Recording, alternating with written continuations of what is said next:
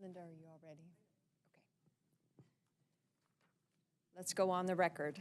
This is an evidentiary hearing before the Indiana Utility Regulatory Commission in a cause docketed before the Commission as cause number 46193, captioned as the verified petition of Duke Energy Indiana LLC, Duke Energy Indiana, pursuant to Indiana Code Chapters 8-1-8.5, 8-1-8.8, and Indiana Code Sections 8-1-2-6 and 8-1-2-23 for 1, issuance of a Certificate of Public Convenience and Necessity, a CPCN, pursuant to Indiana Code Chapter 8-1-8.5 to construct 2 combined cycle CC natural gas units at approximately 738 megawatts winter rating each at the existing Cayuga Generating Station, which is known as the Cayuga CC project.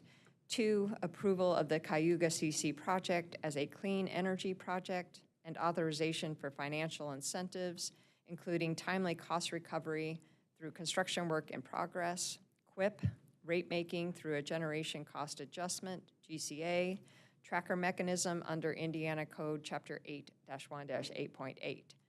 3, authority to recover costs incurred in connection with the Cayuga CC project. 4, approval of the best estimate of costs of construction associated with the Cayuga CC project. 5, approval of changes to Duke Energy Indiana's electric service tariff relating to the proposed GCA tracker mechanism. 6, approval of specific rate making and accounting treatment. And 7, ongoing review of the Cayuga CC project. Notice of the time and place of the hearing was given as provided by law by publication in Marion County in the Indianapolis Star on April 29, 2025, and in Hendricks County in the Republican on May 1, 2025. These are newspapers of general circulation, and the publications were made at least 10 days prior to the date of evidentiary hearing. The proofs of publication of the notices have been received by the Commission and are now incorporated into the record of this cause by reference and placed in the official files of the Commission. Notice has also been given to the Indiana Office of Utility Consumer Counselor and other interested parties. May we have appearances, please? Thank you, Your Honor. On behalf of Petitioner Duke Energy Indiana, Andrew Wells, 1000 East Main Street, Plainfield, Indiana. Thank you, Your Honor. On behalf of Petitioner Duke Energy Indiana, Lauren Box and Nick Kyle with the law firm of Barnes & Thornburg, LLP. Thank you, Your Honor. On behalf of Intervenor Reliable Energy, Inc., Christina Kern-Wheeler of the law firm Bose McKinney & Evans, Indianapolis. Thank you, Your Honors. Please accept the appearance of Jennifer Washburn on behalf of Citizens Action Coalition of Indiana and Vote Solar. Good morning. On behalf of Intervenor Nucor Steel Indiana, a division of Nucor Corporation, Ann Becker with the law firm Lewis Kappas, Indianapolis, Indiana. Thank you, Your Honor. On behalf of the Duke Industrial Group, please accept the appearance of Tabitha Balzer and Aaron Schmall of the law firm Lewis & Kappas here in Indianapolis. Good morning, Your Honor. Appearing on behalf of the OUCC, Jason Haas and Adam Cashin, representing the public. Thank you. And before we proceed, I just wanted to do a few housekeeping matters. There is an outstanding motion from the OUCC filed on June 13th, 2025 to late file supplemental customer comments. And given no objections, the presiding officers grant that motion for leave to late file. In addition, the procedural schedule that was issued on July 10, 2025, establishing post-hearing filing deadlines, should have included a deadline of filing by 9 p.m. on those dates.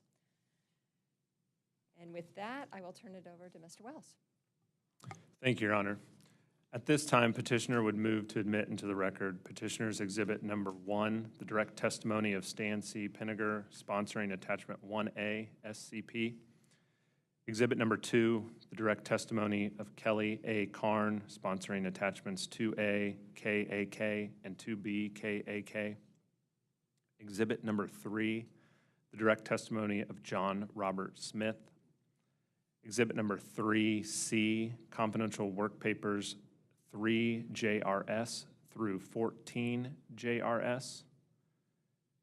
Petitioners Exhibit number 3HC, which is the highly confidential attachments 3A JRS and 3B JRS, and highly confidential work papers 1 JRS and 2 JRS. Petitioners Exhibit number 4, the direct testimony of James J. McClay III. Exhibit number 5, the direct testimony of Robert J. Lee, sponsoring attachment 5A. Exhibit number 5HC, highly confidential portions of direct testimony of Robert J. Lee, sponsoring highly confidential attachments 5B through 5E. Petitioners Exhibit number 6, parts 1, 2, 3 of the direct testimony of Nathan D. Gagnon, sponsoring attachments 6A NDG and 6B NDG. Petitioners Exhibit number 7, direct testimony of Justin G. Sufan, sponsoring attachments 7A JGS, 7B JGS, 7C JGS, and 7D JGS. Petitioners Exhibit number 7C, the confidential work papers 1 through 3 JGS. Petitioners Exhibit number 8, the rebuttal testimony of Stan C. Pinniger. Petitioners Exhibit number 9, the rebuttal testimony of Kelly A. Karn, sponsoring attachments 9A KAK and 9B KAK. Petitioners Exhibit number 9HC, highly confidential portions of Kelly A. Karn's rebuttal testimony. Petitioners Exhibit number 10, the rebuttal testimony of John Robert Smith. Petitioners Exhibit 10C, confidential portions of rebuttal testimony of John Robert Smith, sponsoring confidential work papers R1A JRS through R1C JRS, R2 JRS, and R3 JRS.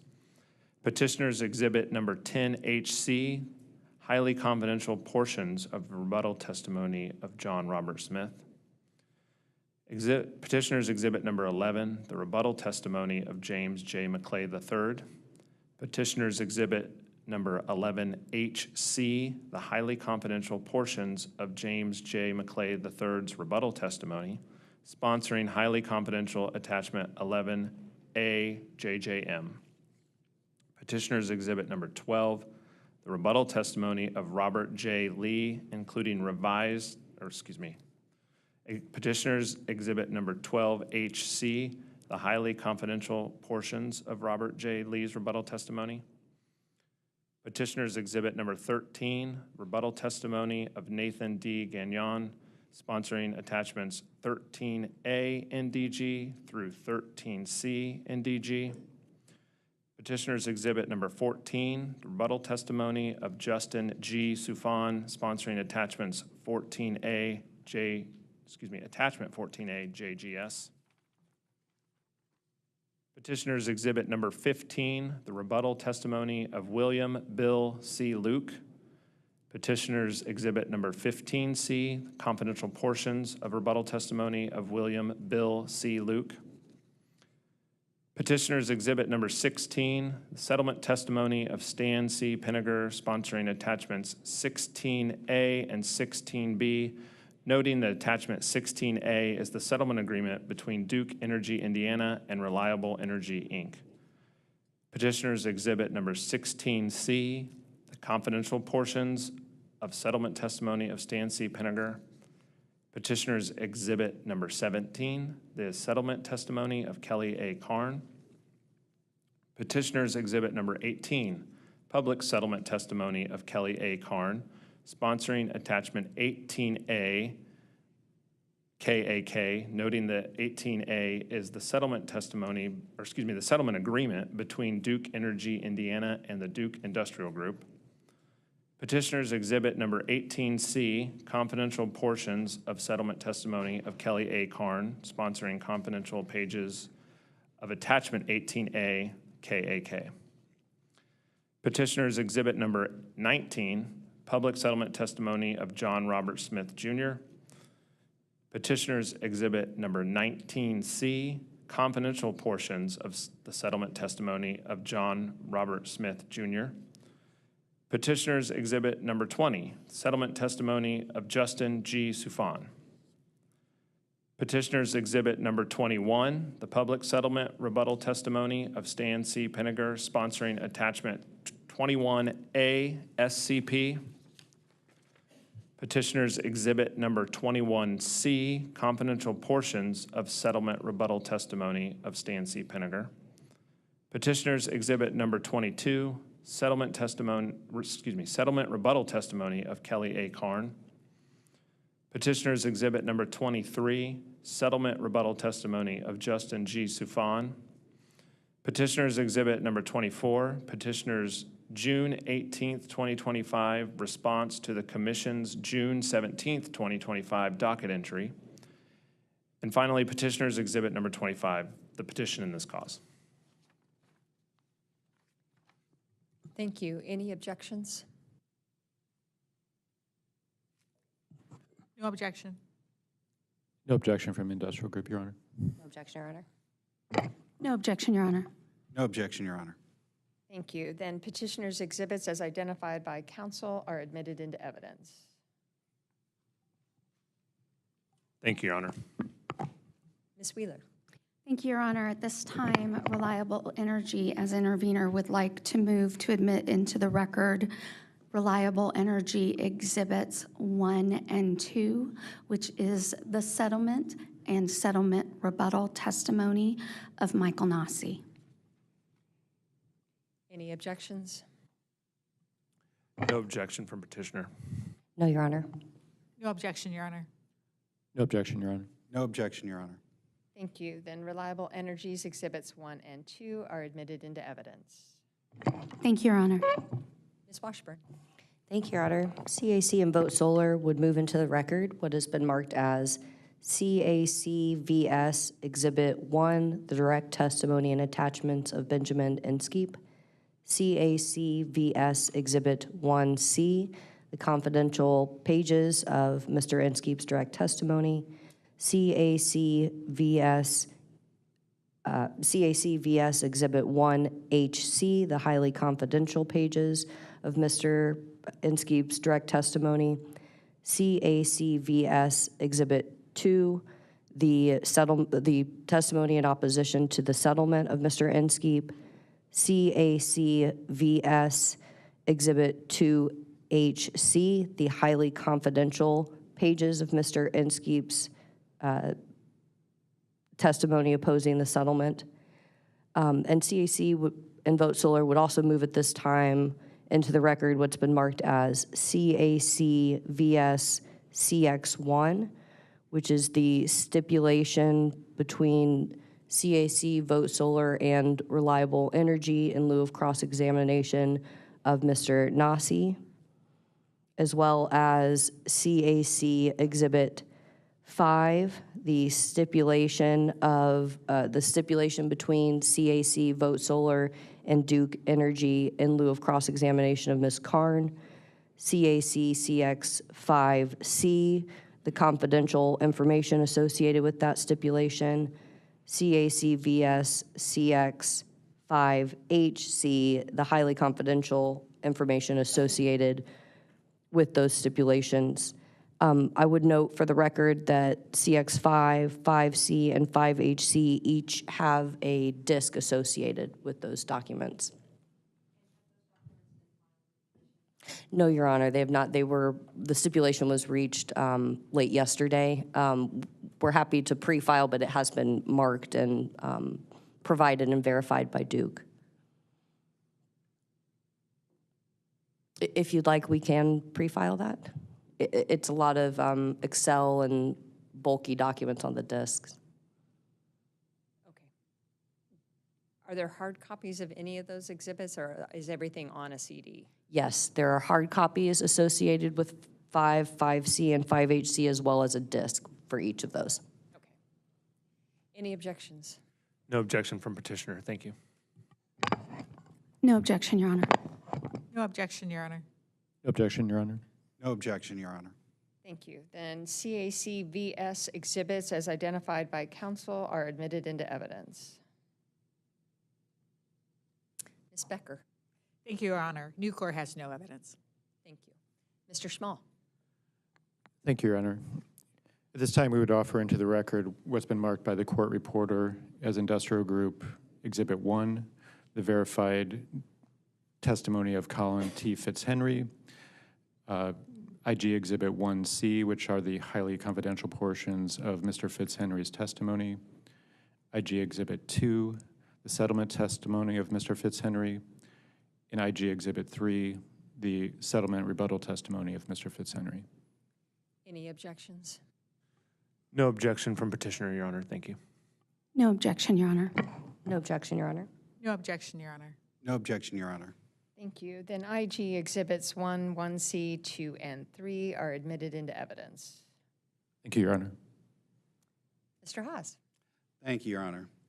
The OUCC moves for entry of Public's Exhibit Number 1, testimony of Brian Latham, Public's Exhibit Number 1S, settlement testimony of Brian Latham, Public's Exhibit 1SC, confidential settlement testimony of Brian Latham, Public's Exhibit 1SHC, highly confidential settlement testimony of Brian Latham, Public's Exhibit Number 2, redacted testimony of Cynthia Armstrong, Public's Exhibit Number 2C, confidential testimony of Cynthia Armstrong, Public's Exhibit Number 2HC, highly confidential testimony of Cynthia Armstrong, Public's Exhibit Number 3, testimony of John Hanks, Public's Exhibit Number 4, corrected redacted testimony of Jared Hoff, Public's Exhibit Number 4HC, corrected highly confidential testimony of Jared Hoff, Public's Exhibit Number 5, redacted testimony of Rupali Sanka, Public's Exhibit Number 5HC, highly confidential testimony of Rupali Sanka, Public's Exhibit Number 6, redacted testimony of Patrick Kelly, Public's Exhibit Number 6C, confidential testimony of Patrick Kelly, Public's Exhibit Number 6HC, highly confidential testimony of Patrick Kelly, Public's Exhibit Number 7, redacted testimony of Brittany Baker, Public's Exhibit Number 7C, confidential testimony of Brittany Baker, Public's Exhibit Number 8, customer comments, which are on a CD, Public's Exhibit Number 9, supplemental customer comments, which are also on a CD, Public's Exhibit Number 10, cross-answering testimony of Michael Eckert, Public's Exhibit Number 11C, which is a disc which contains the confidential attachments of Brittany Baker, and Public's Exhibit 11HC, which is a disc containing the highly confidential attachments and work papers of Cindy Armstrong, Patrick Kelly, Jared Hoff, and Rupali Sanka. Thank you. Any objections? No objection from petitioner, Your Honor. Thank you. No objection, Your Honor. No objection, Your Honor. No objection, Your Honor. No objection, Your Honor. Thank you. Then the OUCC exhibits as identified by counsel are admitted into the record. Thank you. Nothing further from the public. Mr. No. You may call your first witness. Thank you, Your Honor. Petitioner would call Mr. Stan Pinniger.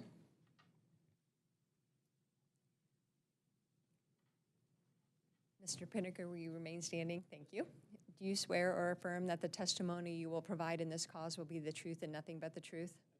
Thank you. You may be seated. And you'll want to make sure that microphone is right in front of your mouth. And Your Honor, I did want to indicate we have already walked through Mr. Pinniger's testimony, and that has been admitted into the record, but we do have one correction that we did not have an opportunity to pre-file, so we do need to walk through that. Okay. You may proceed. Thank you. Good morning, Mr. Pinniger. Morning. Would you please state your full name and business address? Sure, I'm Stan Pinniger, president of Duke Energy Indiana, 1000 East Main Street, Plainfield, Indiana. And by whom are you employed and in what capacity? Duke Energy. I'm the state president of the utility. Thank you. And your direct rebuttal settlement and settlement rebuttal testimony and attachments were previously admitted into the record. Do you have any corrections to your testimony in this cause? I do have one. Can you turn to the document and the first page where a correction is needed and describe that correction for us? I will do that. I may need a minute to find the page.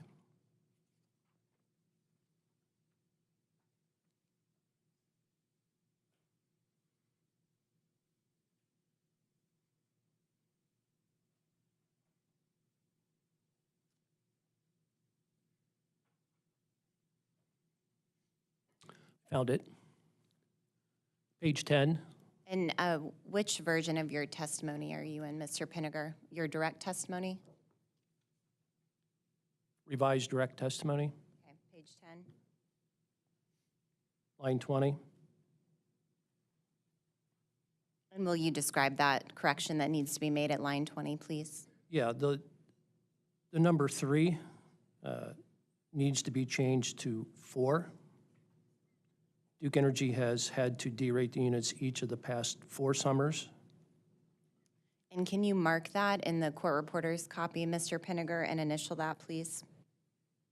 Yes. I'm sorry. Sorry to interrupt. You said page 10, line 20? Yes. Or was it, okay. Could you perhaps read the sentence so I make sure I have the, unless the revised direct messed the line numbers up from the original? Well, we did file revisions to Mr. Pinniger's testimony, and we filed a new copy, so it's possible the pagination, if you don't have the revised version in front of you, might not match. Okay, yeah, I think I had just the red line there. Would you mind reading the sentence as revised, please? Sure, I can do that. So at page 10 of Mr. Pinniger's revised testimony, starting at line 19, it says, "Indeed, Duke Energy Indiana has had to derate the units each of the past 3 summers during times in which MISO has called for conservative operations." And the correction that Mr. Pinniger is making is striking the past, just the 3, and changing it to 4. So now that sentence reads that the units each of the past 4 summers during times in which MISO has called for conservative operations. Thank you. And do you have any other corrections to your testimony, Mr. Pinniger? I do not. Thank you, Your Honor. I believe that was it. So I believe the witness is available for cross-examination.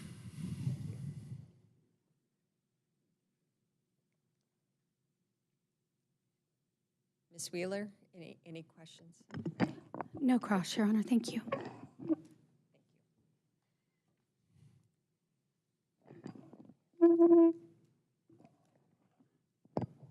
Ms. Washburn?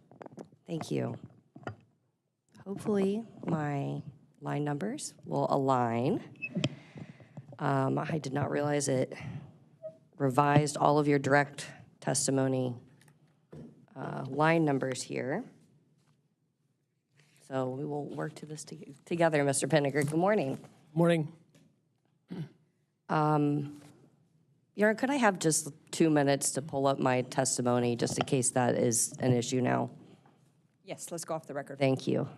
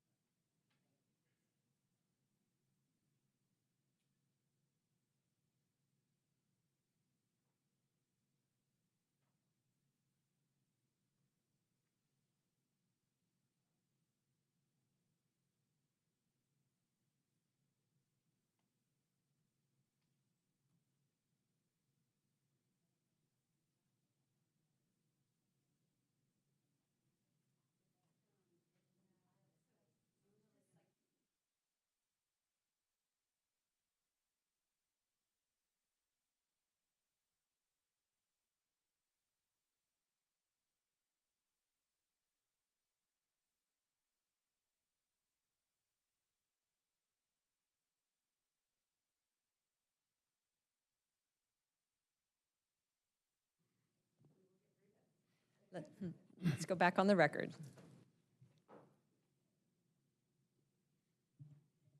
Hello. Hi, Hello. Mr. Penninger.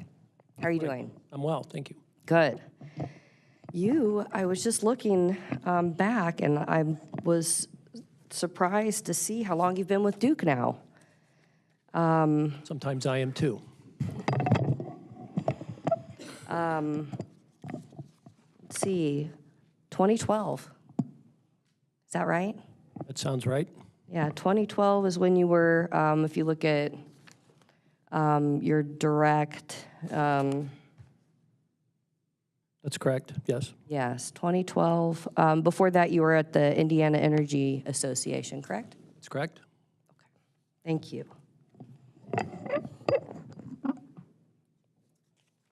I'd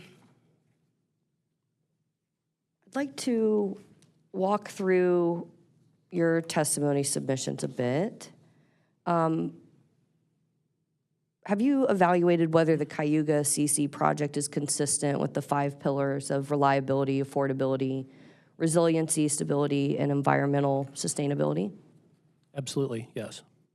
And that's in reference to Indiana Code Section 8.5-4A4. Does that sound right? I don't have the code memorized, but I'll take your word for it, yes. Okay, thanks. In your rebuttal testimony, page 8,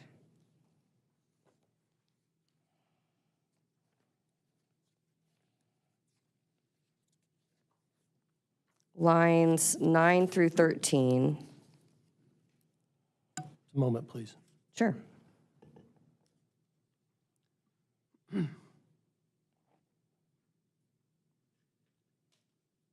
Page 8, 9 through 13. Yes. You state the CAC has focused narrowly on affordability, but the 5 pillars require a Ms. Washburn, broader I'm in the view. wrong set of testimony here. Oh, this is just your rebuttal testimony, not your settlement rebuttal? Mr. Pinniger, your settlement rebuttal, not your rebuttal. Oh, okay.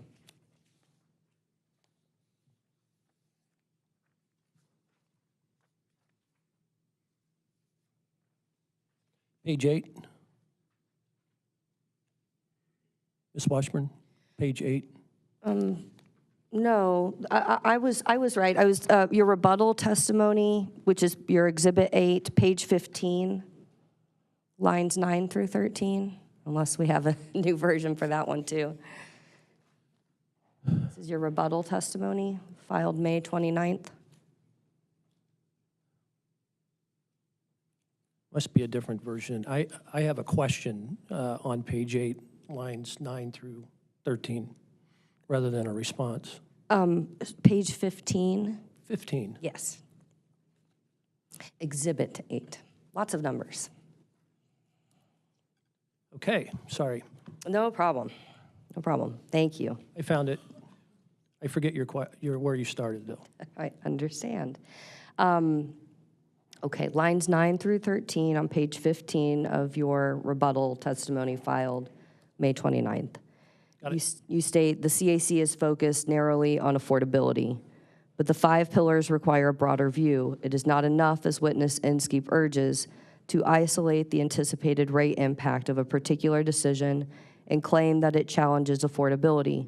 The more appropriate question is how that impact compares to other options and how those options perform across all 5 pillars. Do you see that? I do. So you're claiming we're focusing narrowly on affordability. Is that right? Well, without the broader context of the remaining 4 pillars. And I apologize. May I ask the court reporter to please put CAC's Exhibits 1 and 2 in front of the witness? Let's go off the record for a moment. Thank you.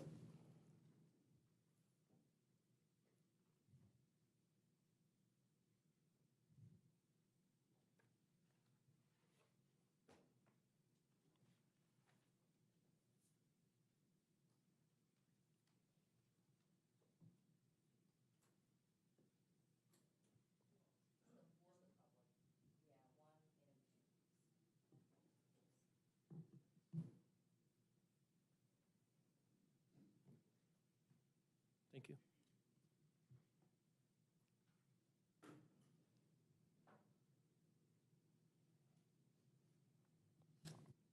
Let's go back on the record. Thank you, Ms. Rubel. If you could please open Mr. Inskeep's direct testimony and turn to page 13, starting on line 3. Do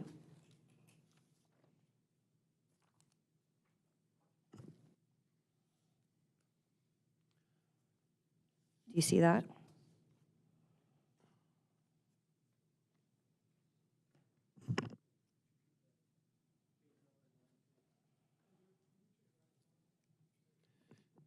Could you repeat the page number and line, please? Yes, I can.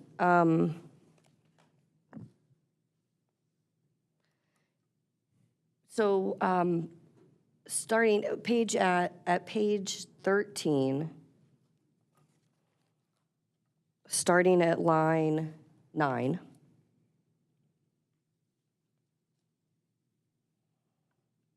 Actually, going down to line 12, please. You see Mr. Inskeep discusses the environmental sustainability pillar. Do you see that?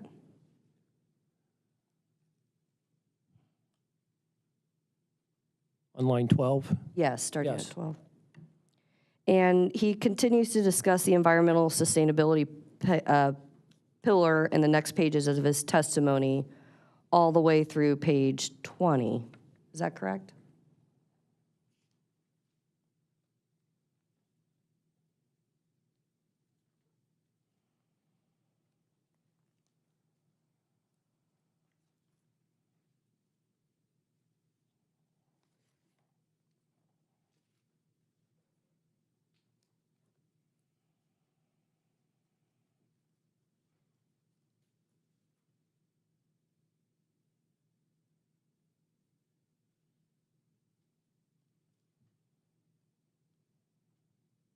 Appears to be correct, yes. And then he then discusses the other 3 pillars starting on line 15 of page 20. Is that right?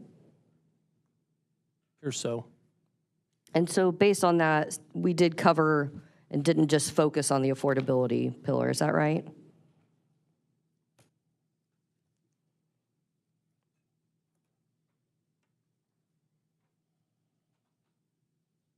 Appears to be correct. Okay. And because he spent 7 pages of his testimony discussing the environmental sustainability pillar and then 6 on the affordability pillar. Does that sound right? Yes. Thanks. Turning now to back to your settlement rebuttal, or to your settlement rebuttal, please, page 7.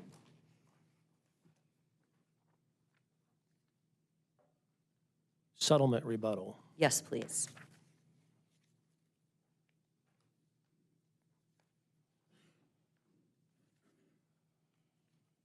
Page 7. Yes.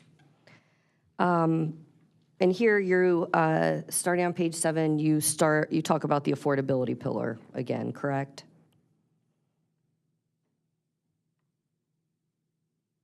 Yes. And specifically, you again state, coming onto the next page, 8, line 1, you again state that the 5 pillars require Duke to take a broader view than the rate impact. Is that right? Yes. And your settlement rebuttal testimony continues to only discuss affordability out of the 5 pillars. Is that right?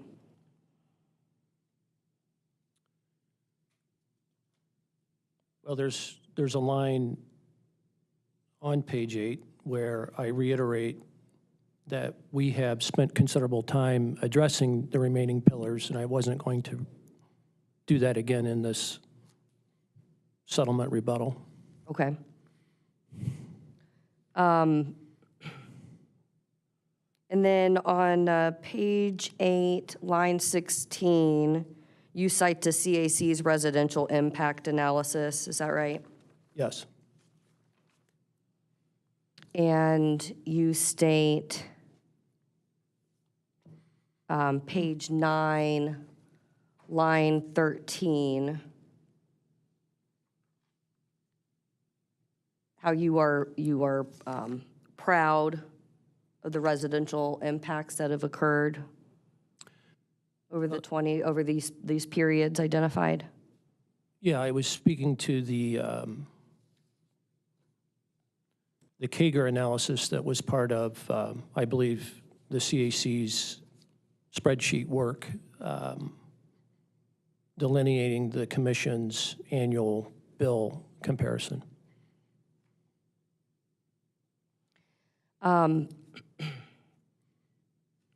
And again, the proud language is really discussing over these past years the increases that residential customers have faced.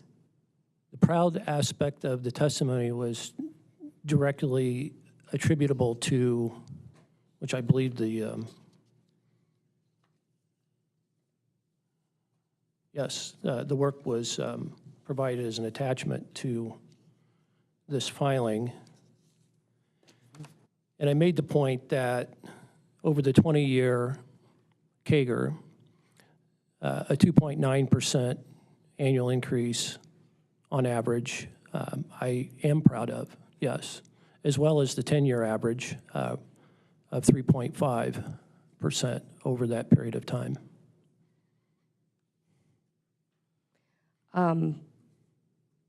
You do expect a rate increase from this project, correct? The We Cayuga do, CC? yes. And additional money will be assigned to customers due to the feasibility study that's part of the reliable energy, so additional money that was not anticipated in your direct case in chief. So you had an increase between your case in chief and the reliable energy settlement. Well, I did not support the settlement with the industrial group, but my understanding is when I say support, I didn't provide supporting testimony. My understanding of that agreement, though, is that with respect to the costs associated with the feasibility study and presumably the RFP, those costs would only be recovered if, in fact, there is a sale of the remaining Cayuga facility, and the proceeds of that sale would be over $1.5 million, or what the estimate might be with respect to the costs associated with those two endeavors. The settlement with the industrial group, that also, it alters cost allocation, correct, and assigns more to residential customers? Well, again, I didn't provide the witnesses that spent time discussing that settlement aren't with us today. So, but my understanding is, yes, the fuel allocation provision was adjusted in that agreement. And you do understand that that changes from the current practice where existing energy-based FAC is used to recover Duke's firm transportation costs? Well, again, I'm not an expert in this area. As I understand it, fixed costs, there is precedent for fixed costs to be allocated as described in that agreement. Is fuel a fixed cost? Well, this is not only the infrastructure to deliver the fuel, but the firm transportation costs associated with the agreement we have with Rex Pipeline, as I understand it, can be determined as a fixed cost. But this does change your existing practice and how you've done it for forever, right? I don't know about forever. And this also does alter cost allocation associated with firm gas transportation to other units, not just Cayuga, right?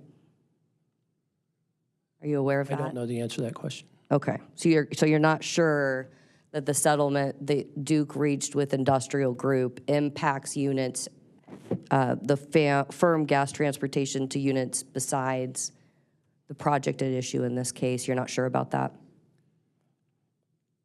I'm not sure. Okay. You're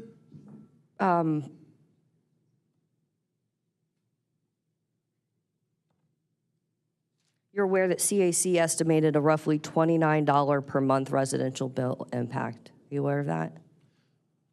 I knew that Mr. Inskeep, we just saw some of it, spent considerable time with estimating costs. Yes. Okay.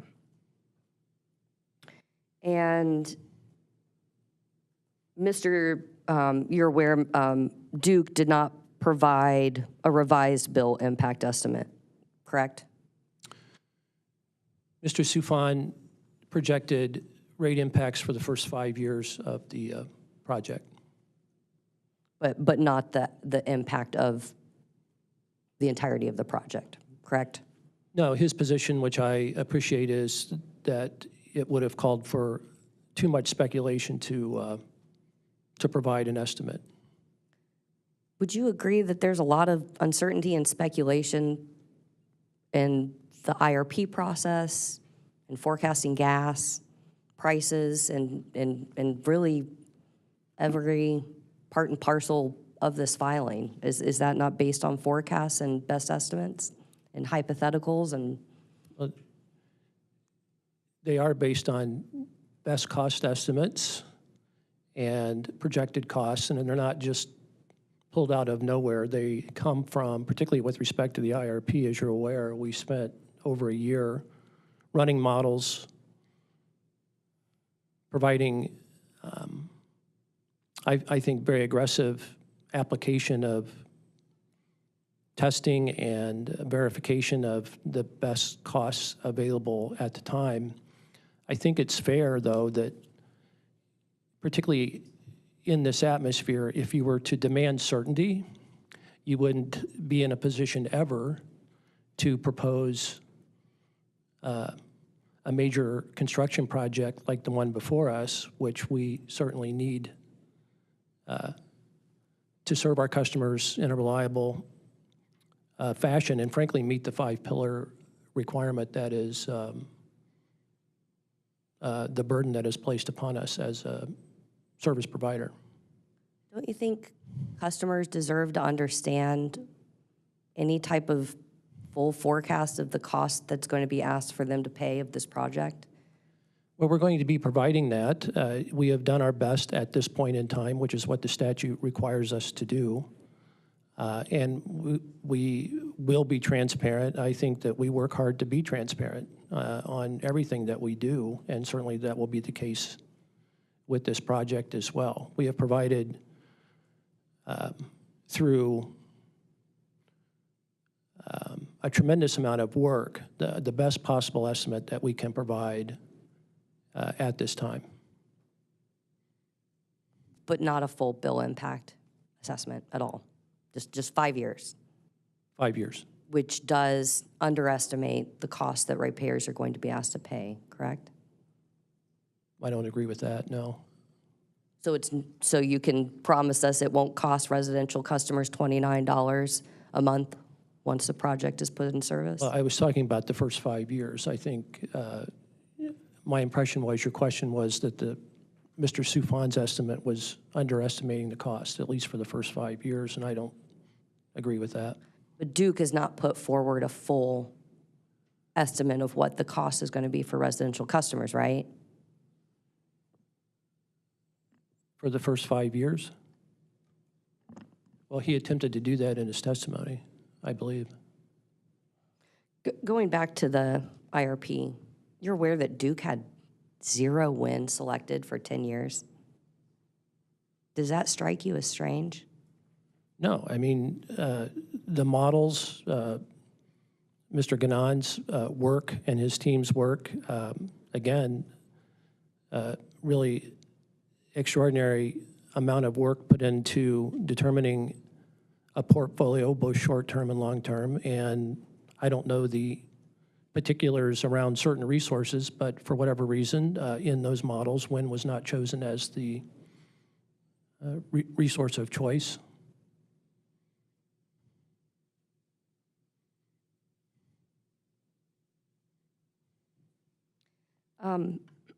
Going back to the feasibility study, Are you stating that if the coal units are not sold or transferred, that Duke will not seek cost recovery for the feasibility study? Again, I did not sponsor the settlement agreement with the industrial group. And we will abide by the settlement provisions in that agreement, certainly. My impression, I could be wrong, was that, as I said before, the costs associated with the feasibility study and the RFP were dependent on the sales price, if there is a sales price, ultimately, of the remaining portion of the plant. And to clarify, I'm talking about the Reliable Energy and Duke settlement.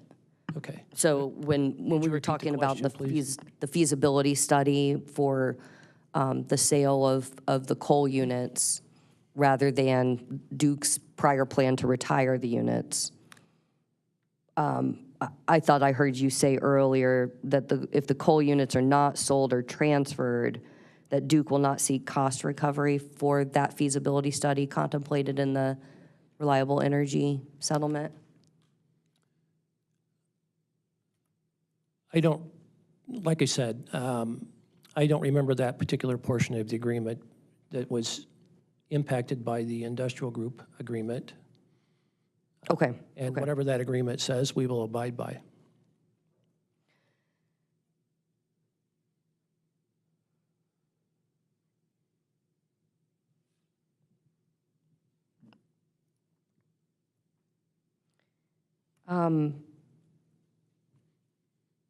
So you agree that as a part of the Reliable Energy settlement, there's a possible scenario where the Cayuga coal units could continue to operate past 2030? Well, not by Duke Energy, but yes, it's a possibility. You also agree that there are pathways where the Cayuga coal units could continue to serve Duke ratepayers past 2030? I can direct you to your testimony, if that would be helpful. Sure. Your settlement testimony at page 13, lines...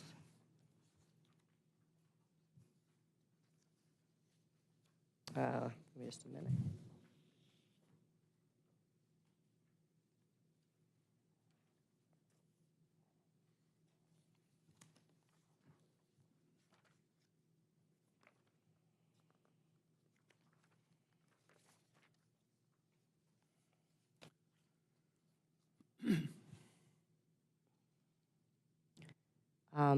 Page 13.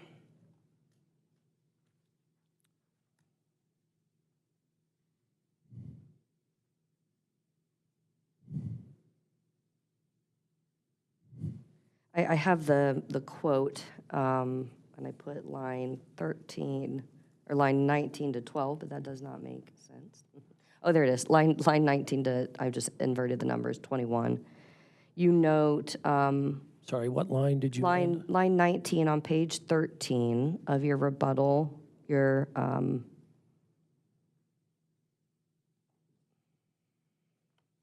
I've got several versions of your testimony here, just a moment. Here we go. Page 13, line 19 of your settlement testimony, You state, however, the settlement agreement provides that Duke Energy Indiana may, but shall not be compelled to, purchase capacity or energy from potential RFP third-party purchasers Ms. in the Washburn? future. The version I have, I'm not reading line 19 like you are. It's also term 2D6 in the settlement, if that helps. It's at line 6 of that same page. Thank you. Thank you, Ms. Fox.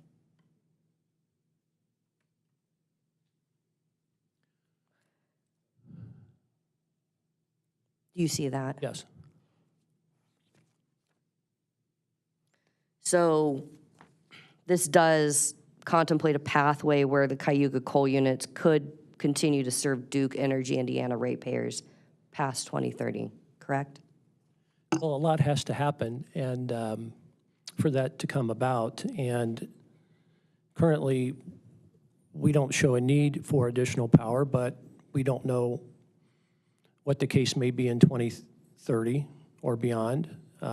Wouldn't be surprised if an eventual third-party purchaser of the plant could offer energy and/or capacity for the market through a PPA. But, I mean, we don't know what the future will hold, and certainly we have no plans nor need, presuming this project before the commission is approved, for additional energy or capacity. So there is a pathway for the coal units to continue to serve Duke ratepayers past 2030, subject to all the things that you said might have to happen beforehand, but there is a possibility, correct? Well, if a third party were to assume operations and generate power at the remaining portion of the Cayuga plant upon our in-service dates of the gas units and decide the best use of that generation is to offer it in a PPA rather than all the other scenarios they could contemplate, and we were to have a need for energy or capacity or both, and entertain a PPA, yes. Thank you. I don't mean to chuckle. I was trained in part by Mr. Mullet, and that was a long answer. I'm not comparing you, but it was, so yes, but I understand. Okay. In your testimony, you characterized the Cayuga project as additive generation, right? Certainly, 471 megawatts of additive generation compared to the current Cayuga configuration. But in Ms. Karn's settlement rebuttal testimony, she claims that displacement of electricity can occur without the coal units being retired, right? Certainly, yes. To qualify for financial incentives like QIP rate making, the Cayuga CC project must be a clean energy project, right? Yes. And Indiana Code Section 8:137(4) subsection A21 states that electricity that is generated from natural gas at a facility constructed or repowered after July 1, 2011, which displaces electricity from an existing coal-fired generation facility, right? Sounds familiar, yes. Are you familiar with the settlement and with the case, the order and cause number 45947 with regard to NIPSCO's combustion turbine project? I know it was referenced in the pleadings. I've not read the order, no. Okay. Are you at a high level aware that NIPSCO had definitively planned to permanently cease operations and retire Schaefer and Michigan City coal units and not transfer the assets to any other entity?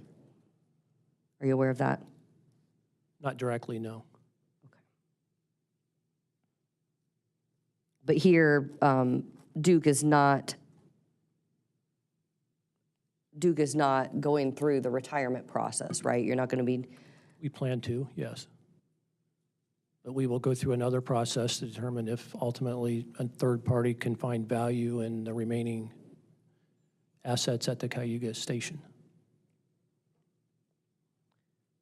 So you only plan to retire if the feasibility study and the RFP are unsuccessful, correct? That's correct. Okay. So there is a possibility that the feasibility study and the RFP could go forward and the Cayuga coal units could stay open, correct?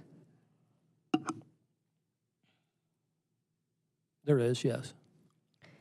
CAC suggests that at a minimum, because Duke Energy Indiana itself chose to agree to this negotiated outcome with Reliable Energy, wherein Cayuga Coal is not closing, it should not be able to get QIP incentives. Do you recall that? Yes. If the commission decides QUIP is not appropriate because of this, would you still continue with the project? Well, yes, we would. There is, as Mr. Sufan has outlined, substantial savings for customers over time with the deployment of forward-looking QUIP as we have proposed in the case. And so as the statute requires, customer savings as the one of the elements of being awarded QUIP, certainly we believe is achieved. You believe it's achieved? Customer savings through the utilization of QUIP, yes. Okay. And you know that CAC, among other ratepayer advocates, oppose QUIP? I'm aware of that, yes. And really, it was only the utilities that were pushing QUIP legislation. Is that right? I don't know about other entities involved. It seems as if there may have been other supporters of that provision. For some reason in my head, I think of the Indiana Manufacturers Association at the time may have supported it. And Duke's a member of that association? Well, yeah, and so are 300 or 400 other industrial manufacturers across Indiana. Duke Energy Corporation, the majority owner of Duke Energy Indiana, has experienced extraordinary financial success, with net income increasing 61% year over year in 2024 to $461.4 billion. Is that right?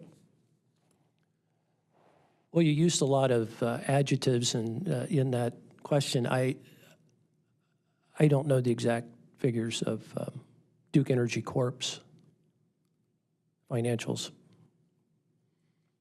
But you do track that, you do agree that they have been experiencing financial success, Duke Energy Corporation? Sure. Yes. You're aware that AES Indiana built the Eagle Valley gas plant without QUIP, correct? Well, considering the statute was passed certainly after Eagle Valley was constructed, it makes sense to me. And I'll correct myself. I think I said it's $4.614 billion, just for the record. Would you agree that if, subject to check, if Duke is experiencing a net income of $4.614 billion, couldn't Duke pay for this themselves? Pay for what? Couldn't you upfront the money to pay for this plant? Well, that's not the issue, Ms. Washburn. The issue is, as the statute describes, a displaying and showing of ultimate customer savings attributable to the QUIP mechanism for a project just like this. So the statutory provision is in place. The legislature saw fit to not only pass the statute, but provide a benefit, a showing of a benefit to customers in order to attain that mechanism. Did you, Duke, and or in concert with the Indiana Energy Association, write that legislation, assist in writing that legislation? Well, I think I don't remember writing the legislation, no.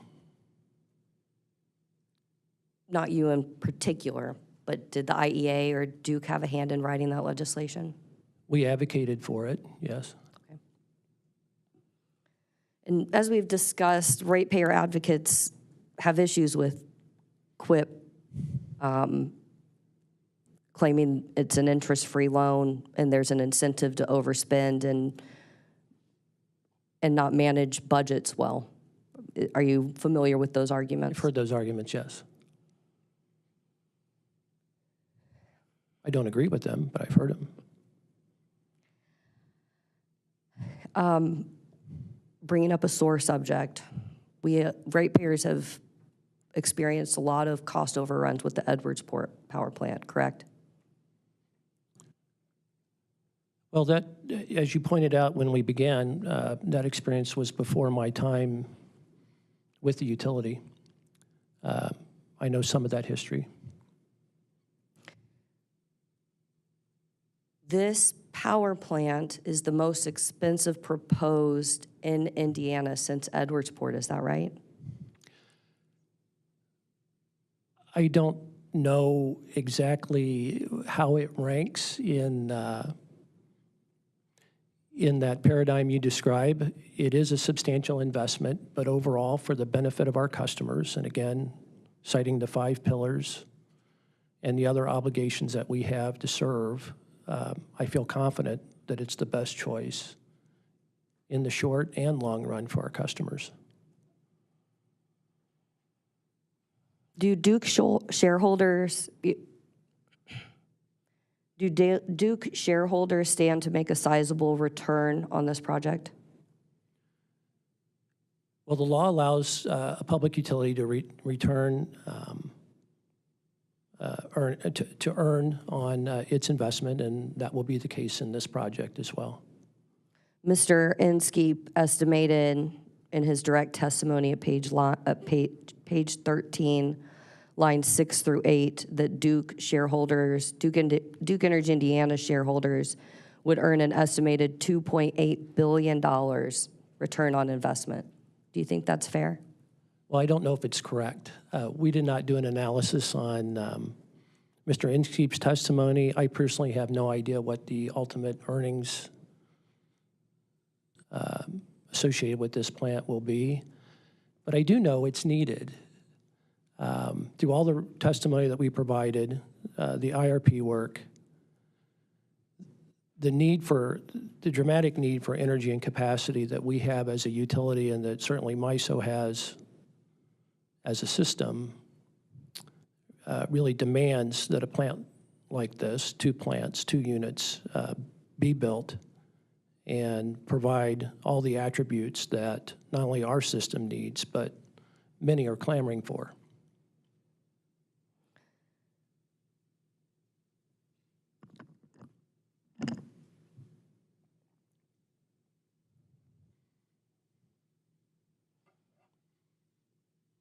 Given the cost overruns with Edwardsport, can you understand the reluctance of ratepayer advocates to want to pay for such an expensive power plant?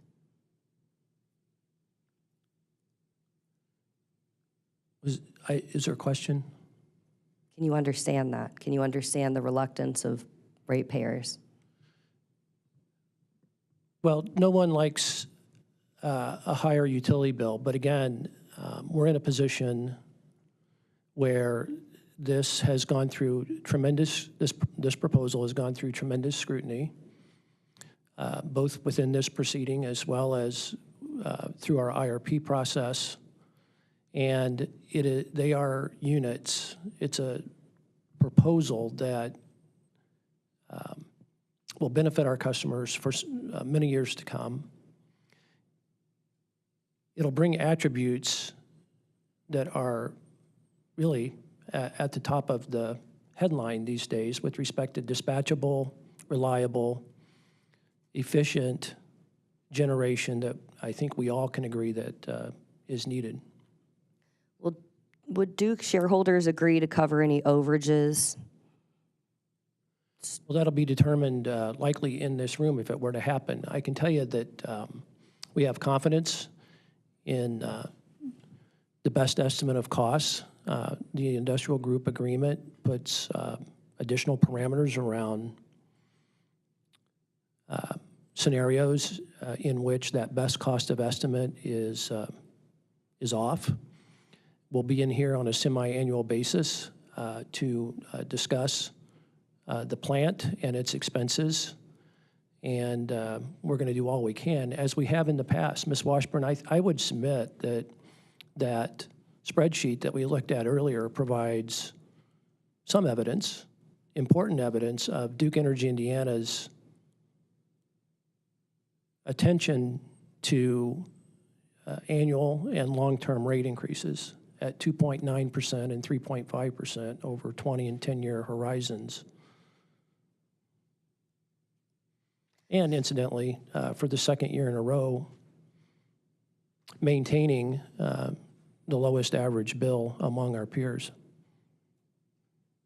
We haven't yet seen the impact of the latest Duke rate case, right? The rate increase from that. The biggest chunk of it we have, yes.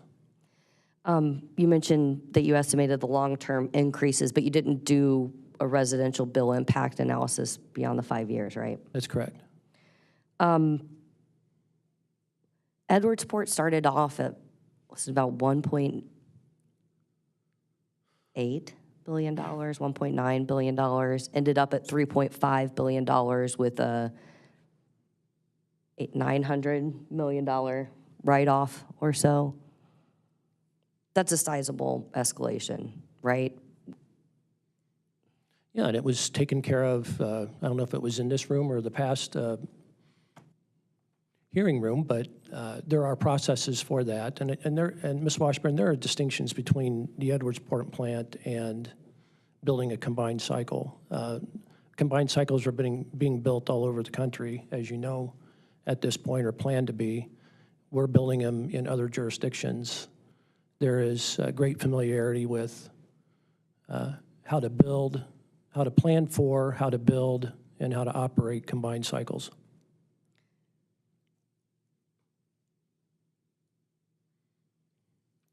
With QIP rate-making recovery,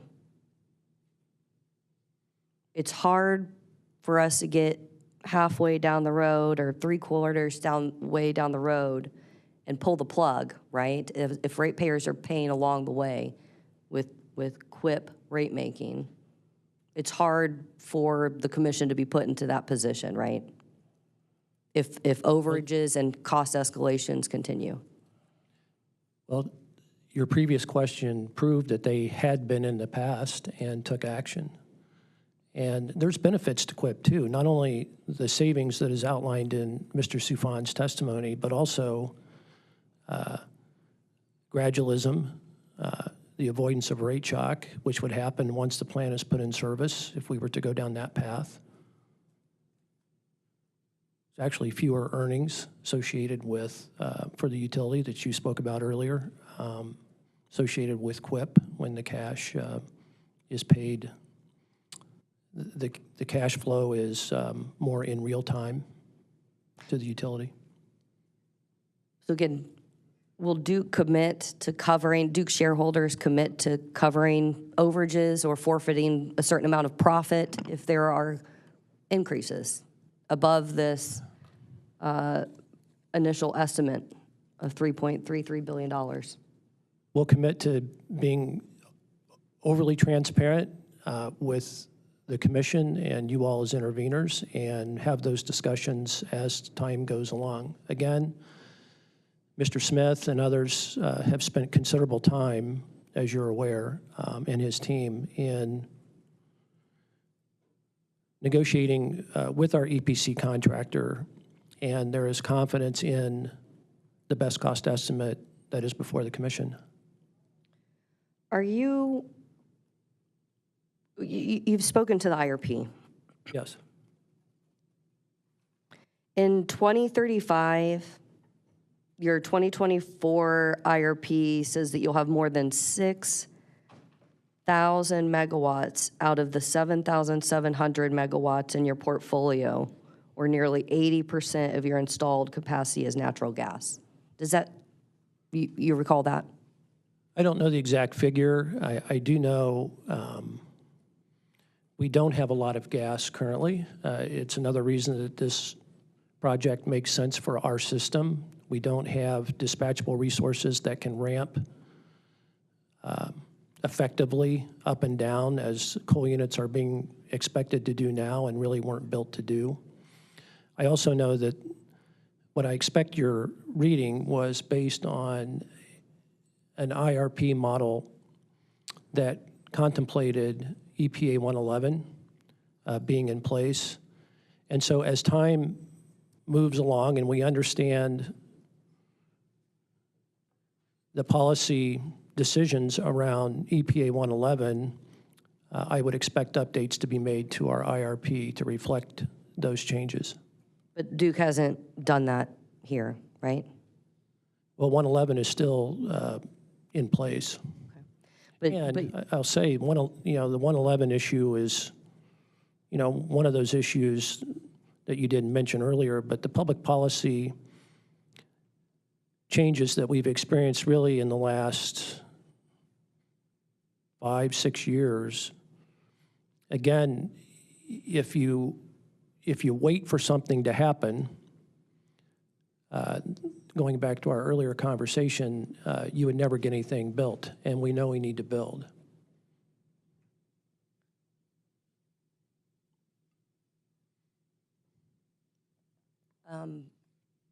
Would you agree a 1,400 megawatt plant, that's a big plant, isn't it?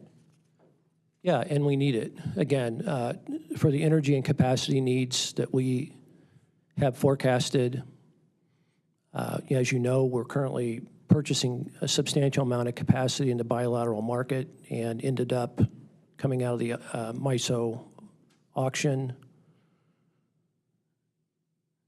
needing to purchase additional capacity. And so these machines will allow us to avoid those bilateral and MISO purchase of capacity.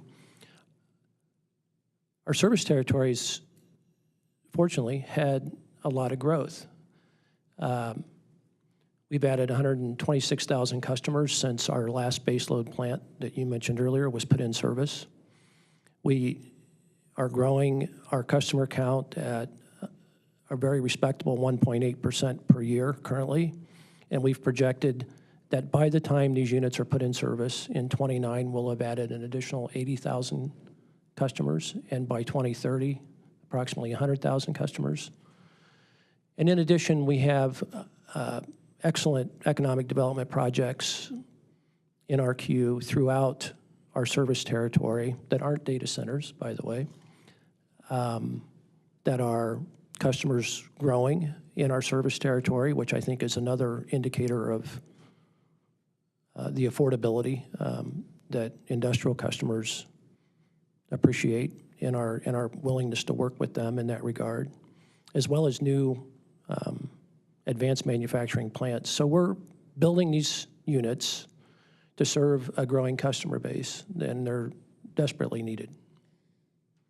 Going back to QUIP, doesn't that create an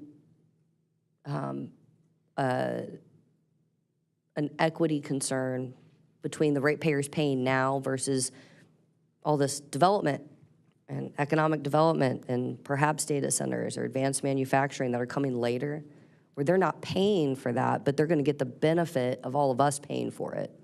Well, the benefit, again, is over a longer period than just the 3.5 years that these plants will take to be put in service. But they won't pay for it. We will pay for it, right? Your existing ratepayers will pay for Well, they will. it. You spoke earlier that you don't have a lot of existing gas, but subject to check, you have 2,294 megawatts of existing gas. Well, it's not baseload. Those are peaker units that we rely on periodically. Sure, but out of your generation portfolio. Yeah, and I think that's a great question because we expect these two units to operate as baseload units, being dispatched close to 90% of the economically dispatched because of the efficiency and low heat rate at approximately 90% of the time. I think I saw that your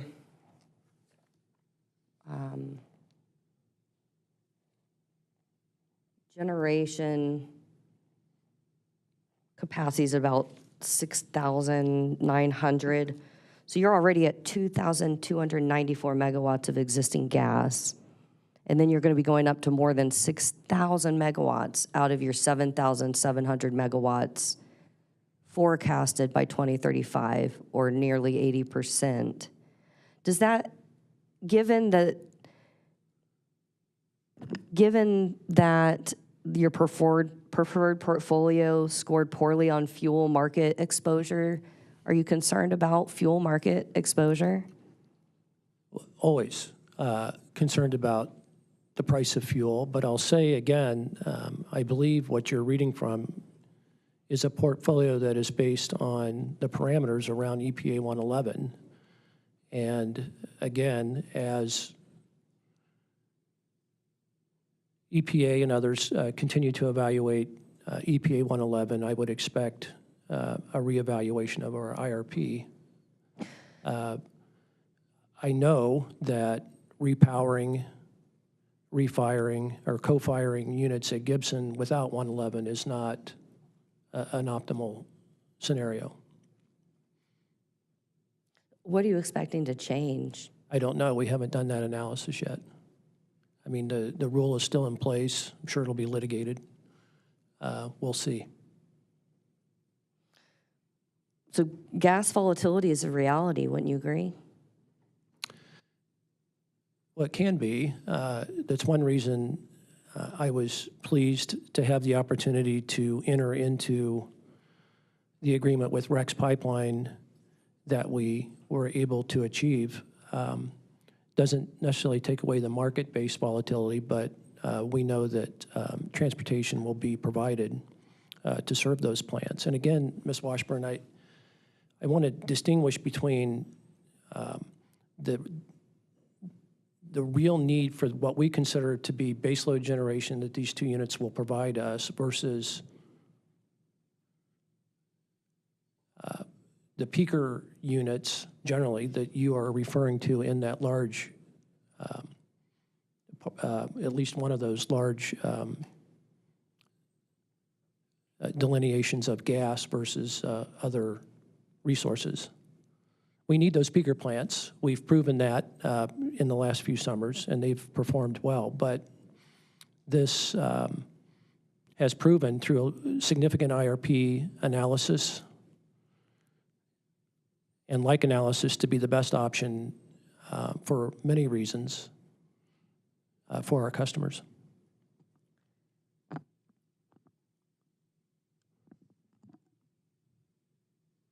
So you're not as concerned, let me make sure I'm summarizing. So you're not as concerned about gas volatility, even though you're going to have nearly 80% of your installed capacity being gas by 2035, because this plant's a baseload plant? Well, it's part of the equation. And again, a big chunk of that gas you're assuming by 2035 in the portfolio could change. Certainly, there's vibrant fuel cost projections that are provided, as well as MISO market projections that are provided as part of the IRP analysis. Which, again, you are aware that the preferred portfolio scored poorly on fuel market exposure, the portfolio that you're relying on?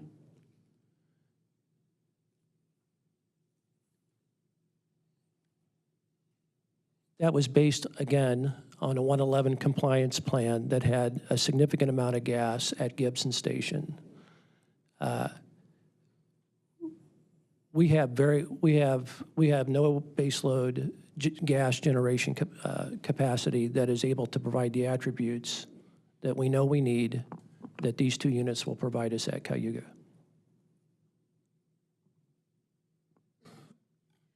And we are approaching 11 o'clock, and so I'd like to take a break if now's a good time to do so. Sure, yeah, thank you. Let's take a 10-minute recess.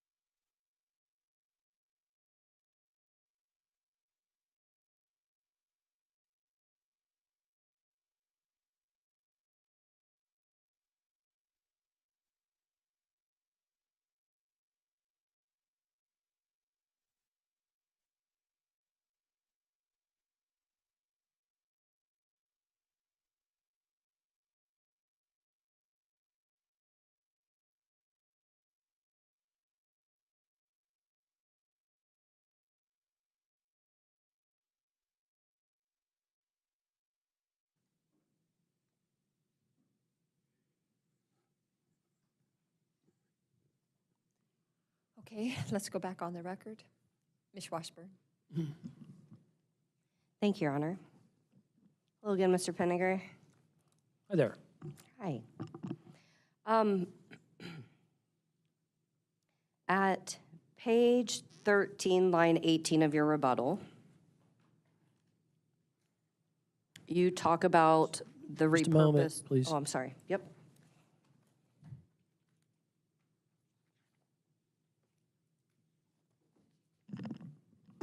Could you repeat the page and line, please? Yes, page 13, line 18.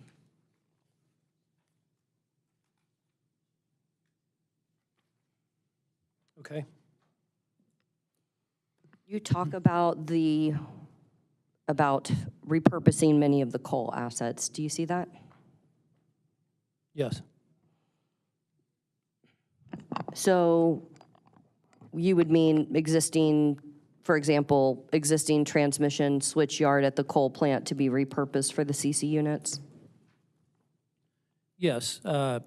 We made certainly a major attempt to reuse any assets currently at the Cayuga Coal facility that could be useful for the gas facilities and save customers, lower the investment, save customers dollars. In addition to the transmission and switch yard, we've transitioned half the air permit associated with the coal units.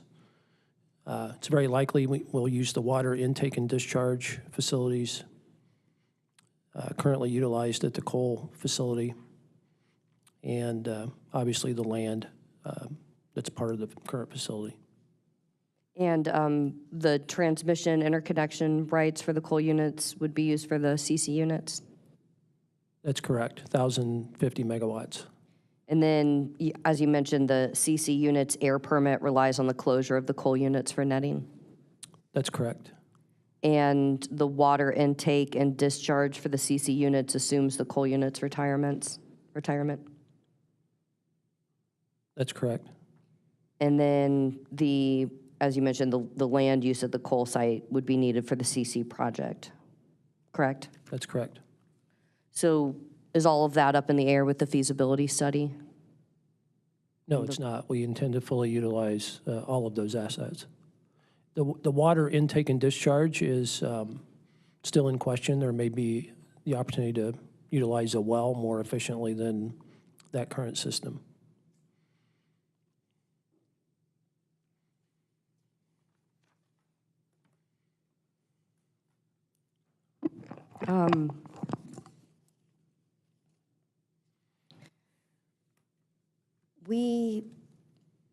During the break, we marked 3 cross exhibits, which I believe are at the, Your Honor, could we go off the record for a moment? And I would ask if Ms. Tokash could place those in front of the witness, please. Yes, let's go off the record for a moment.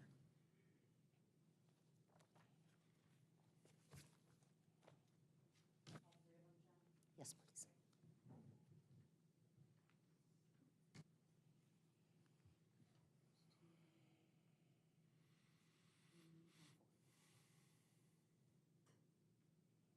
Thank you. Let's go back on the record. Thank you. The first document in front of you, CAC CX2, this is in the, at the top on the left side, well, at the bottom, let's start there. It says page 1 of 3, so we can make sure we all have the right document. Page 1 of 3, in the upper right-hand corner, it says photovoltaic, and then in the middle, it says EIA 826 data. Do you see that? Yes. Okay. This information was downloaded from EIA yesterday. It only shows the photovoltaic category, and it's self-reported data from Duke Energy Indiana, subject to check. Duke Energy Indiana does submit information to the EIA, is that correct? Yes. And I just wanted to walk through this. Let me take a step back. You're aware that part of CAC and Vote Solar's testimony addresses that with or without a CPCN for the CC project, we are asking Duke to more seriously put forward distributed energy resources. You're aware of that testimony? Yes, I don't remember specifically how you outlined that, but yes. We labeled it our no regrets strategy. Do you remember that? I don't, but that's how I feel about the Cayuga CC project. So that resonates with me. All right.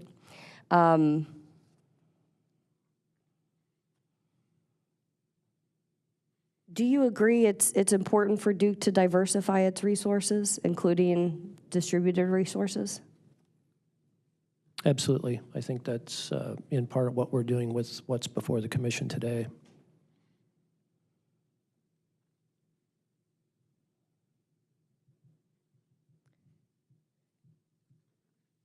On CAC CX2, let's start from page 3, please. And I apologize because it, the header didn't carry forward on the, following the total, but you can see the gap at the bottom. The extra column that was inserted to show and differentiate and do you see that? So it's 1, 2, 3, 4, 5. Well, it's 8. If you go 8 columns counting from the right, you'll see a number that says 57.183. Do you see that? Yes. And that is the total capacity in megawatts of the customer-owned photovoltaic generation that Duke had on its system, 57.183. You see that?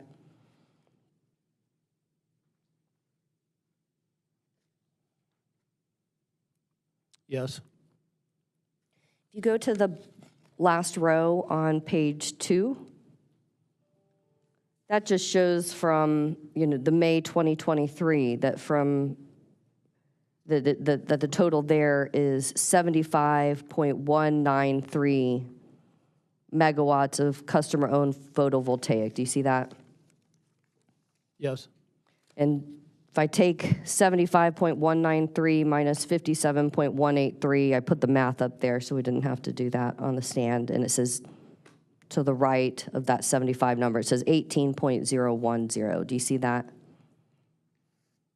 Yes. So between May 22 and May 2023, Duke customer-owned generation, there was 18 megawatts added. You see that? Okay. And then going up to May 2024, we see a figure that's 87.731 megawatts. So subtracting 87.731 from 75.193, that bolded number there shows 12.538 megawatts. Do you see that? Yes. So we had a 5.5 megawatt drop between May 2023 and just in that rate, going from May 2022 to May 2023, we had 18, and then from May 2023 to May 2024, we had 12. Do you see that?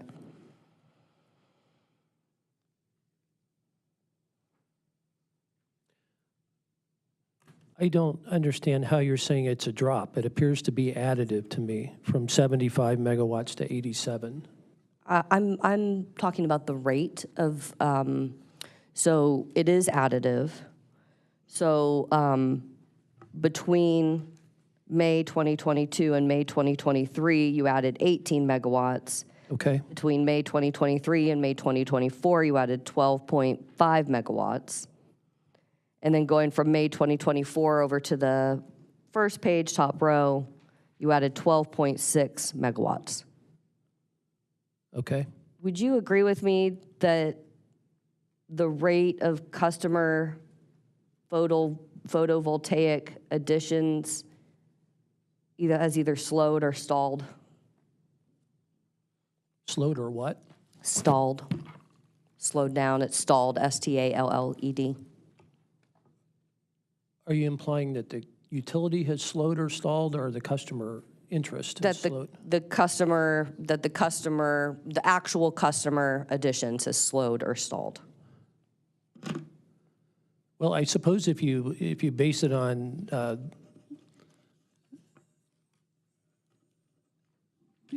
the way you frame this up, there are fewer participants each year.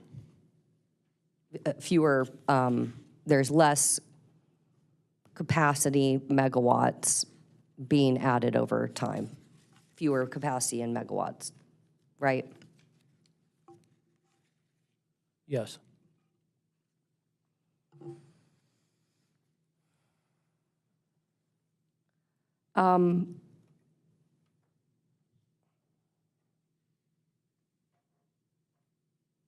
What is Duke doing to prioritize customer-owned generation? Well, certainly, we're more than willing to work with customers that are interested in self-generation. I have not heard complaints I think when this began in more earnest, I don't know how far back, I would hear some concerns about our folks who work in this space, their ability to manage the influx of work that needed to be done, but I haven't heard any complaints in that regard for some time. I know Ms. Karn and her team were very instrumental in doing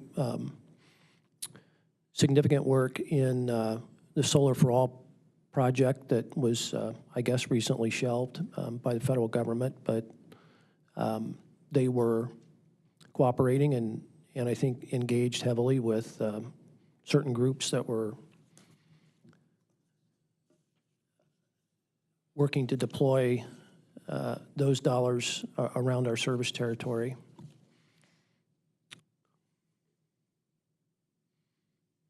Is Duke going to move forward with community solar nonetheless? I didn't hear the last part of your question. Even with the Solar for All program shelved, as you put it, is Duke going to move forward with a community solar program or other DG initiatives to diversify its portfolio? Well, we're always looking for opportunities. I don't know of any offhand that we are currently focused on, any more major projects that I think you're implying. None come to mind, but again, Kelly and her team are more involved in that than I am. In 2017, Senate enrolled Act 309 rolled back net metering, right? I know there was a change in the net metering statute. I wouldn't be able to remember the year, but I'll take your word for it. And since then, Duke has not done any efforts, has not put forward any efforts besides the excess distributed generation tariff that was mandated by the legislature to push forward on diversifying its portfolio with distributed generation, right?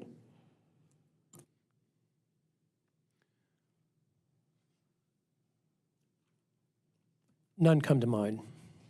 In your tenure as president of the company, of our largest electric utility in the state, Duke is the largest electric utility in the nation. What can you do for customers to push forward distributed generation to diversify your portfolio and to diversify and lessen the risk on putting so many eggs in the natural gas basket? Well, I take issue with kind of the phrasing of this line of questioning. I mean, I cannot think of anything internally at Duke Energy Indiana that we're doing to discourage customers that are interested in this from doing it.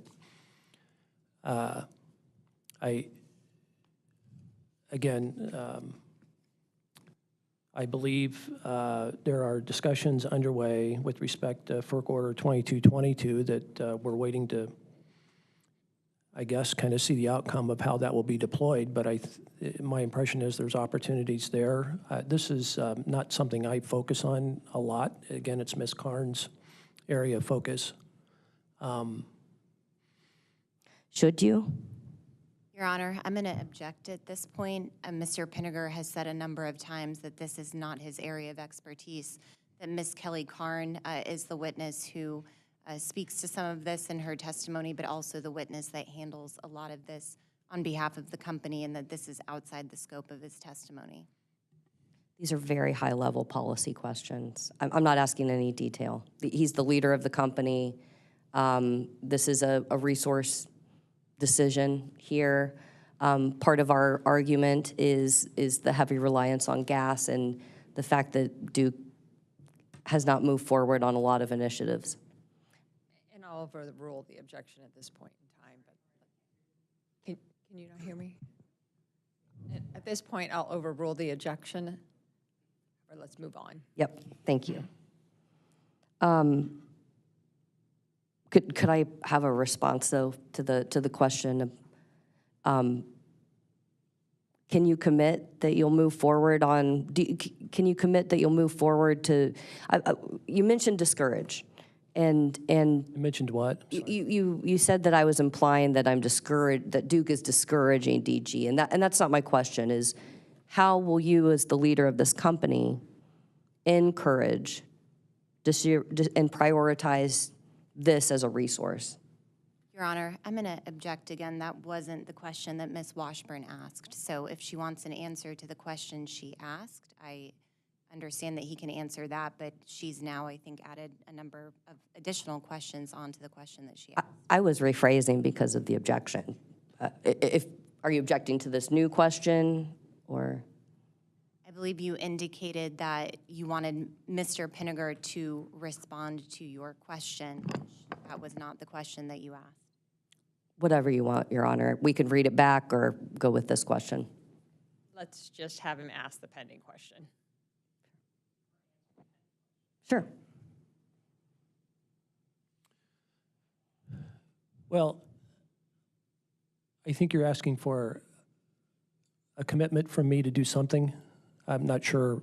Can you, I hate to ask you to say it again because we may get a third version of this, but You're asking for a commitment of $29 a month from residential ratepayers. Can you commit as Duke's president that you'll start prioritizing some of these no-regret strategies, given the low figures we have here?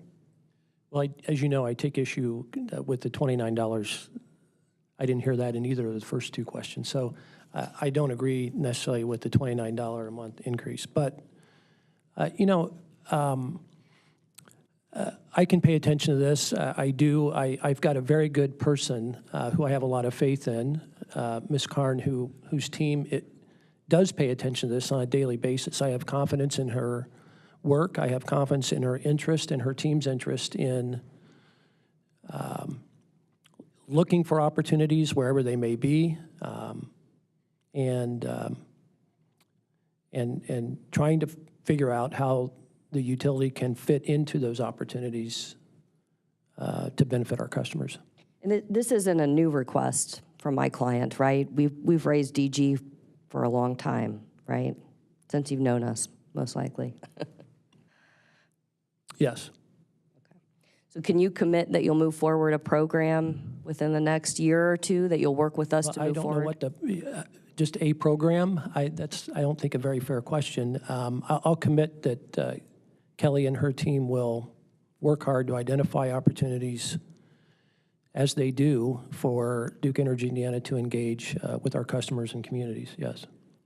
Ms. Karn, at page 39 of her rebuttal, talked about how they only got 1 megawatt out of 10 megawatts subscribed for a DG pilot.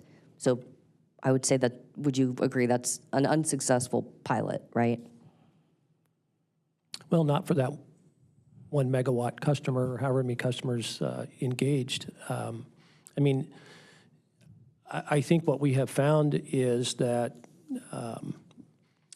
we haven't found the perfect program. And that's what her team is responsible for determining and working on. So you'll work with stakeholders to develop a program for We always DG? want to work with stakeholders, Ms. Washburn, yes. I'm sorry. We'll always work with stakeholders, yes. Okay, we look forward to that. Thank you. Moving on to CAC Exhibit 3, please. It's even smaller print, Ms. Washburn. I'm not. This one's not my fault. This is your document. But fair. CAC CX3, this is a compilation of your, of Duke Energy Indiana's energy efficiency scorecards filed in your DSM docket, cause number 45803. I've provided your council with the full copies of those documents. I just really want to read 1 or 2 figures off of each page. If you look under so on page 1 here, this is January 1st to this is the 2021 year-end scorecard.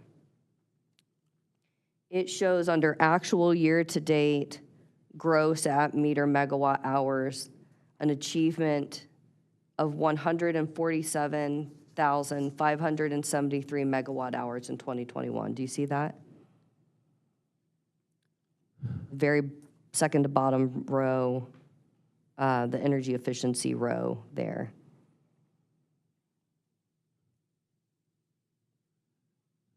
$147,573.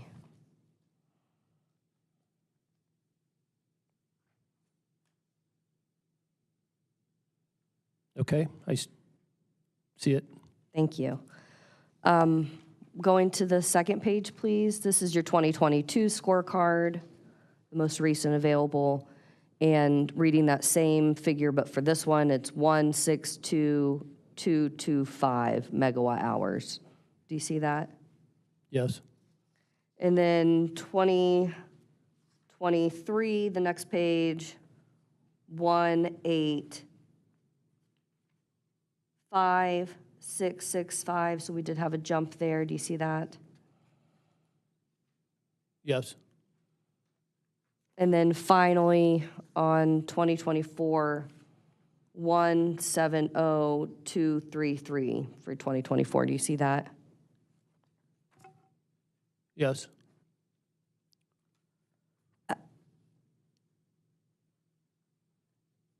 Your energy efficiency, would you agree, these numbers show kind of stagnant or stalling numbers here too. Would you agree with that? Went from 147 to 162 to 185 down to 170. And again, can you explain what these figures represent? Because I'm not Yes. I'm not familiar with these Yes. these notations at the top. Yes. This is Duke's actual year-to-date gross at the meter megawatt hour total achievement. So it's showing that Duke, for example, in 2024, achieved 170,233 megawatt hours in energy efficiency savings for the year 2024.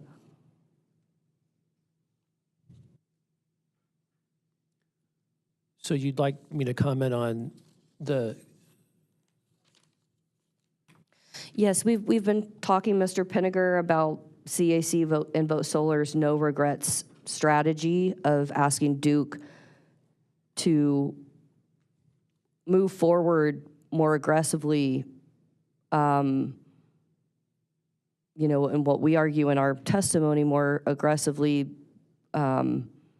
given comparable numbers to your other utilities in the state on these, on energy efficiency.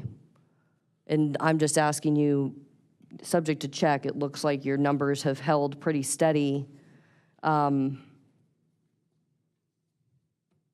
you agree? Well, the numbers are in the same ballpark generally. I guess I see a pretty significant, I don't know if it's significant or not. I'm not familiar with the magnitude of change that our peers have had, as you suggested. Subject to check, Duke has hovered about 1%, and that's in Ms. Karn's testimony rebuttal at page 39, line 10. 1% energy efficiency savings, just held pretty steady at 1%. Does that sound right? If it's in her testimony, I'm sure it's right. Did you know that Duke is the only electric IOU that hasn't reached a settlement on DSM cases with CAC and the OUCC? I was not, no.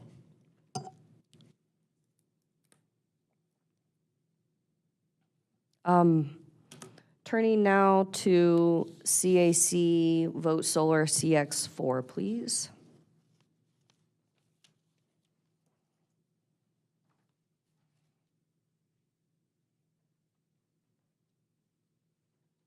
I have it. Similar to the photovoltaic exhibit, CX2. Excuse me, this is Duke's self-reported data from EIA 861 with regard to demand response. And it shows years 2018 to 2023. Do you see that? Yes. Turning to page 2 has the more helpful information here. From 2018, at 2018, you had 585 megawatts of potential peak demand savings. If you follow that down, it is progressively dropped, and it is now down to 541 at year 2023. Do you see that? Yes. And if you compare that to the far column under actual peak demand savings, that shows the potential peak versus the actual peak. The potential is what you have enrolled, and the actual is what you're actually achieving and using your demand response, as reported by Duke. And if we compare some of these numbers, 2018, you had 500, so we compare the potential peak demand savings for 2018. You had 485 megawatts, but you only achieved 44 in actual. And then, you know, if you look at, if we go down to 2023, you had 541 potential peak demand savings, but you only used 150. Do you see that? Yes.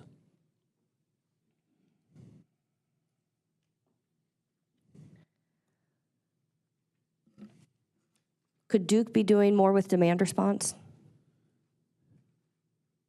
Well, we worked very hard at encouraging customers to enroll in these programs. Certainly even more important now with capacity concerns, as we're all aware. And I do know that we've had some change at MISO in the accreditation of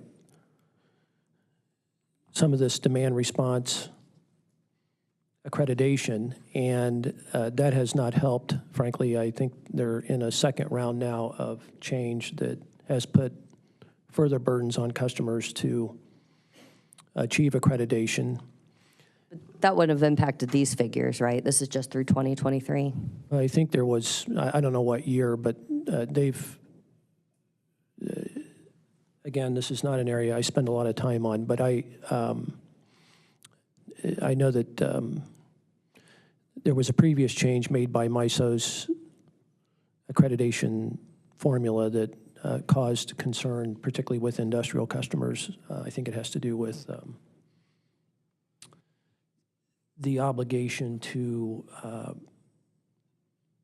go through a hypothetical call, perhaps when maybe even on a regular basis, that didn't set well with some of our industrial customers. But this is an area that I can assure you, Ms. Washburn, that we have multiple teams working hard with all segments of customers to encourage participation in our demand response programs. Could Duke be doing more with demand response?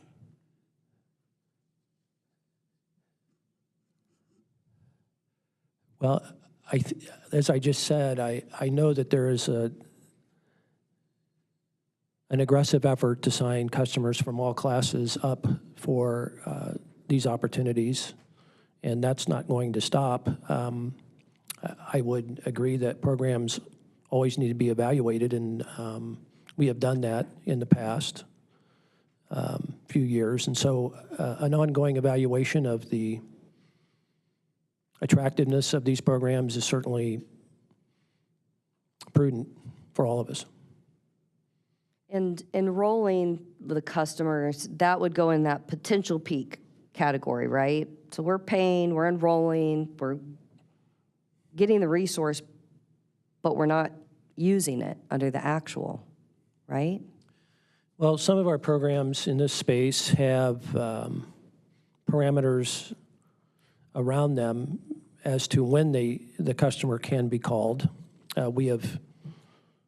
That's how we market. Obviously, a customer doesn't want to be called over and over again, and so there are limits on the number of times a customer can be called. I don't know if that's playing into these figures or not, but I don't have any direct knowledge on the comparison of available megawatts versus called megawatts. I don't have that expertise. Demand response, would you agree, is an interesting one in that it's not subject to supply chain constraints or tariff issues or other things that we're seeing in the field for other resources, right? Well, I think that's right, but you have to have a willing customer participant, right? And that's sometimes not an easy hurdle to overcome, whether it be a residential customer or certainly an industrial customer that considers their processes. Have you benchmarked against your peer utilities on DGEE or DR? I'm not familiar with, if we have, I'm not familiar with it. I suspect we have, but I have not viewed it. Would you agree that a no-regret strategy with or without a CPCN is prudent for your ratepayers? The My CAC no vote regrets solar. strategy or yours? No, absolutely. I think the items that you've put in front of me here today are all important.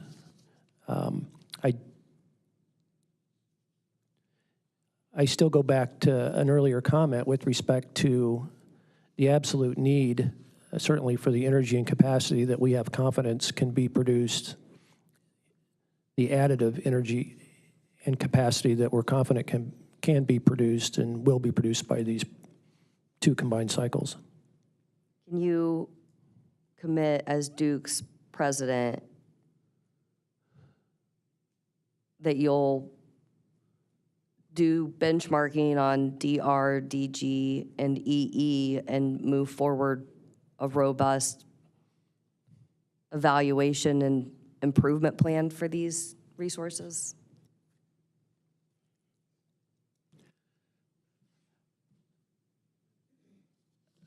I would certainly commit, Ms. Washburn, that we'd be happy to sit down with you and your teams, the CAC teams, and whomever else you want to bring in to have discussions around programs that can enhance the programs that you've put in front of me today.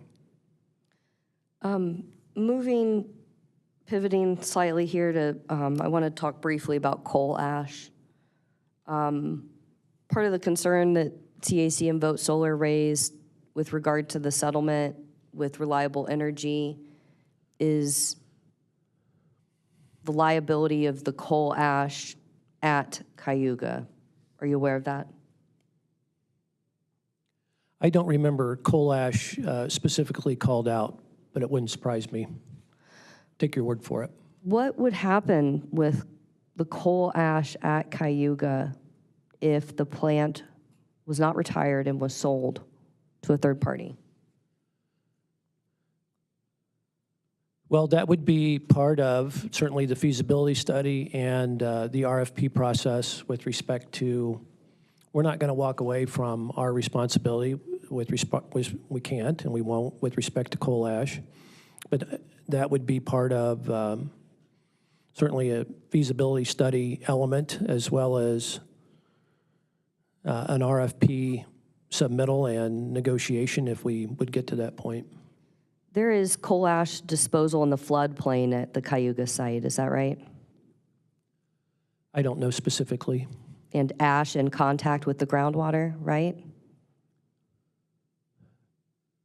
You're not aware? No. Are you aware that the ash has contaminated the groundwater at the site? I am not aware of that. I am aware that we are either in or working towards full compliance of the CCR rule, as you would expect of us. And are you aware that the coal ash at Cayuga has contaminated private wells of the neighbors there?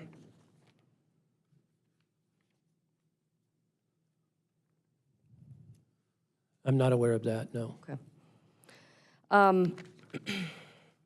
Would you agree that there were added litigation costs because of the two settlements in this case? Additional testimony filings and pleadings and whatnot?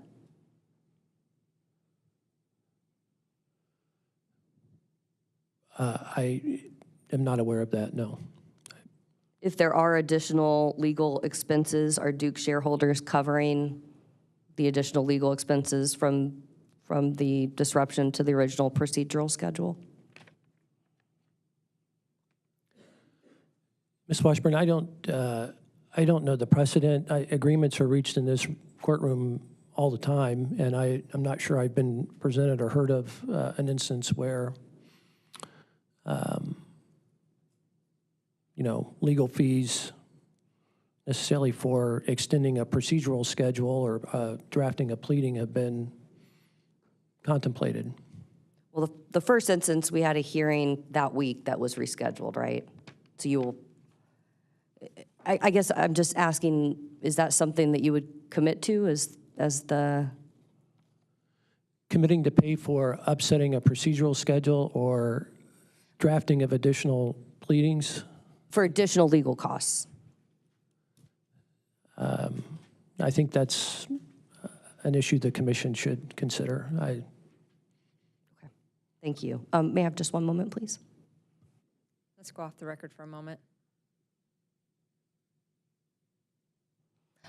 Back on the record. Thank you, Your Honor. At this time, CAC would move into the record what's been marked as, CAC and Vote Solar would move into the record what has been marked as CAC VS CX 2, 3, and 4. Any objections? Yes, Your Honor, we would object to CAC VS CX2 and CX4 being admitted. Neither of these documents has been authenticated. I think with respect to CX2, Ms. Washburn herself said subject to check. This is Duke's self-reported data, but there is nothing in the document itself that verifies that. She herself, at least with CX2, has admitted that she's added columns and done math, so this document's been manipulated. And then when she walked the witness through each document, I mean, there was no indication that he has familiarity with either of these documents. He has not been able to verify the accuracy of this data. So again, neither of these documents has been properly authenticated. Your Honor, this is self-authenticating information. It was Duke self-reported. The only information that was added was just the math on CAC CX2, which Duke can back into. I mean, we can do math on the stand if you'd like me to submit a revised copy that removes that column. But CAC CX2 and 4 is Duke reported information that's available on the federal government's website. If Duke would like an opportunity to authenticate it, I certainly don't object to that. Your Honor, these documents are not self-authenticating. There is a specific rule of evidence for the self-authentication of documents that specifies categories of documents that are self-authenticating. Downloading information from a website does not qualify as a self-authenticating document, so we would disagree. These documents have not been properly authenticated. May I respond, Your Honor? These are Excel spreadsheets that you download. That's it. Thank you.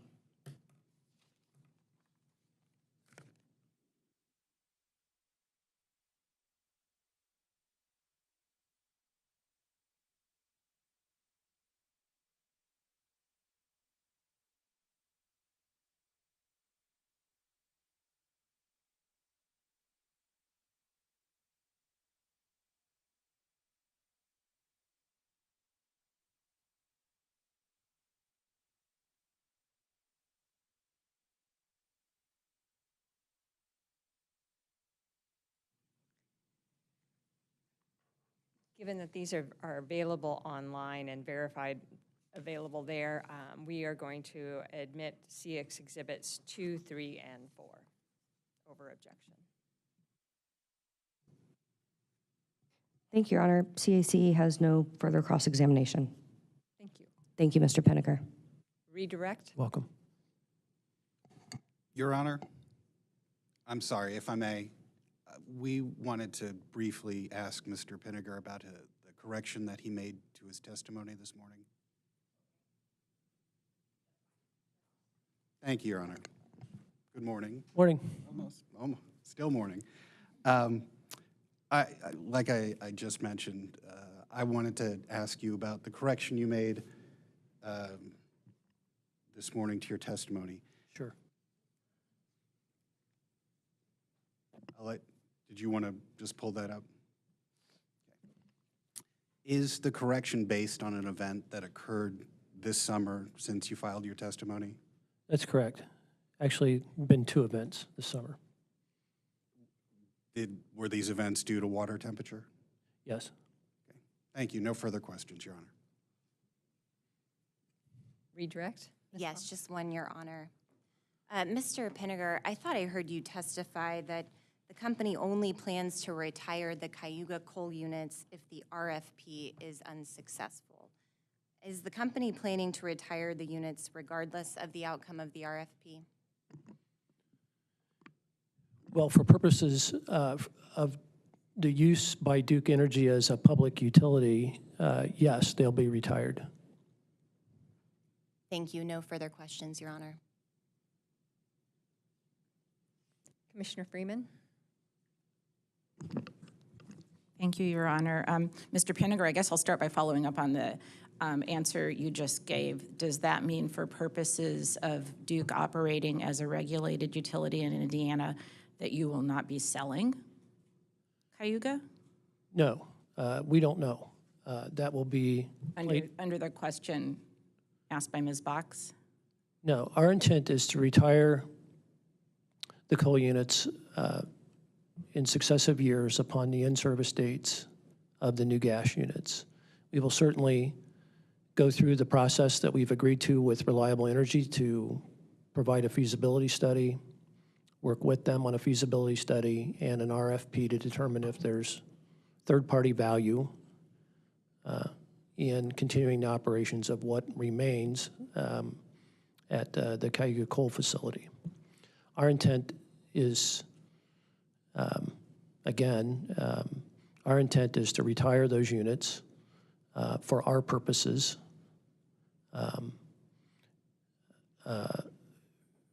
regardless of the outcome of the RFP. So if the RFP results in a sale of the Cayuga assets, is the sale the retirement? Are those the same thing legally? Well, this could play into the 1007 findings on retirement, I believe, Commissioner Freeman. We have taken the position that regardless of the outcome of the RFP, it's obvious, but I'll say it, the capacity and energy that will be produced, let's say that there's a successful RFP, third-party purchaser. That generation will no longer be part of our system. It will no longer count for our capacity and energy needs. That will be up to the third-party purchaser to determine what they will do with that electricity generation. I think further indicators of our intent to retire was mentioned earlier, and that's simply the infrastructure that we are transitioning, hope to transition from the coal units to the gas units. It's been mentioned, the transmission, interconnect, the switch yard, likely the water intake and discharge, and half the air permit associated with the current configuration of the coal units. This is obvious, but I'll say it. You can't generate power nor transmit the power without that infrastructure. And so from our standpoint, that is a retirement of those units for our use as a public utility. Okay, thank you for that explanation. So it's possible then that you could both be retiring and selling the same asset? Correct. Okay. For accounting purposes, are assets treated differently for retirements versus sales? I don't know the answer to that. Okay. Mr. Freeman. Sorry. I've read in the settlement agreement with Reliable Energy that you propose to treat everything as retired for purposes of accounting.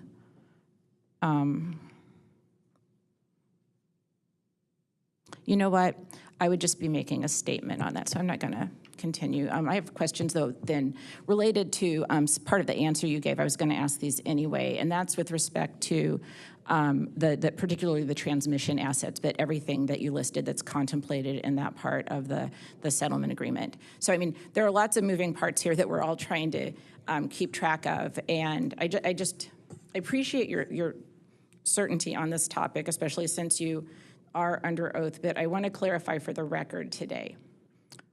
Under the feasibility study as it's described in the settlement between Duke Energy and the Reliable Energy Advocacy Group, is it guaranteed that Duke will retain control of the Cayuga transmission assets and everything that it's listed in that section, I think it's 2B6 of the settlement agreement?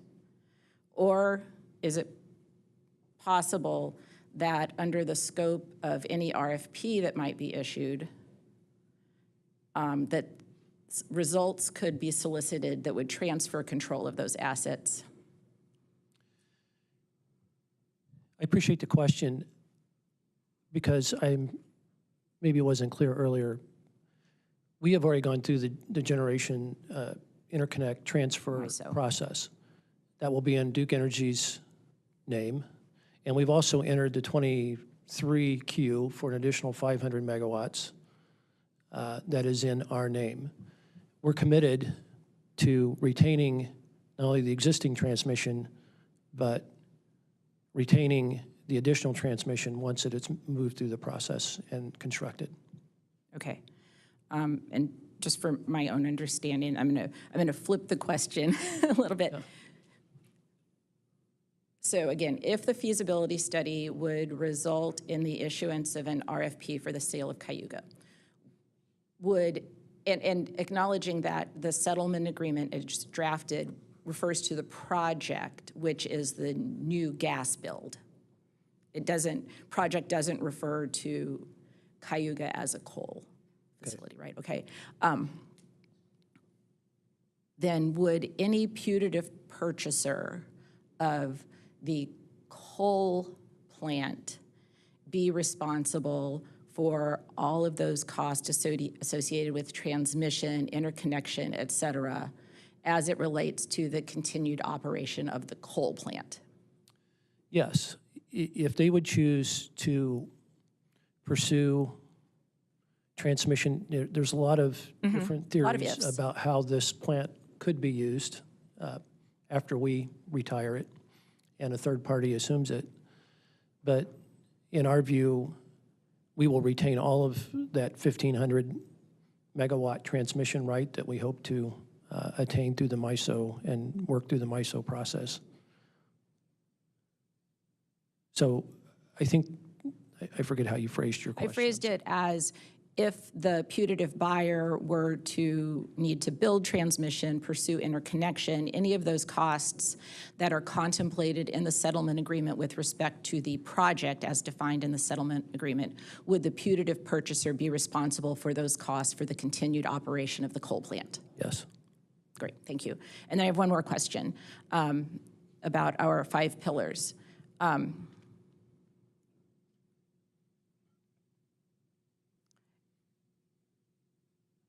If, in this instance, there could be an outcome where the existing approximately 1,000 megawatts of coal located at Cayuga could continue to be operated simultaneously with the addition of approximately 1,400 megawatts of gas.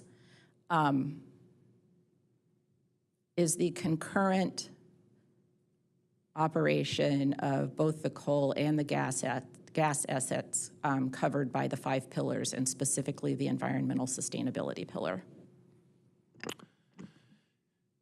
Well, I think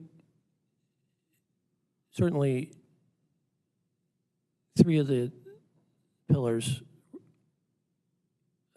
reliability, resiliency, and stability, likely be enhanced by further generation. We know Cayuga has some operation issues. We've talked about them today, particularly in... I think you've answered my question. It's implied in what you said, which is if 3 of the 5 would apply to both, then presumably the other 2, affordability and environmental sustainability, would also apply to both? Well, I think there have been questions around the environmental sustainability pillar and the continuation of coal. You know, honestly,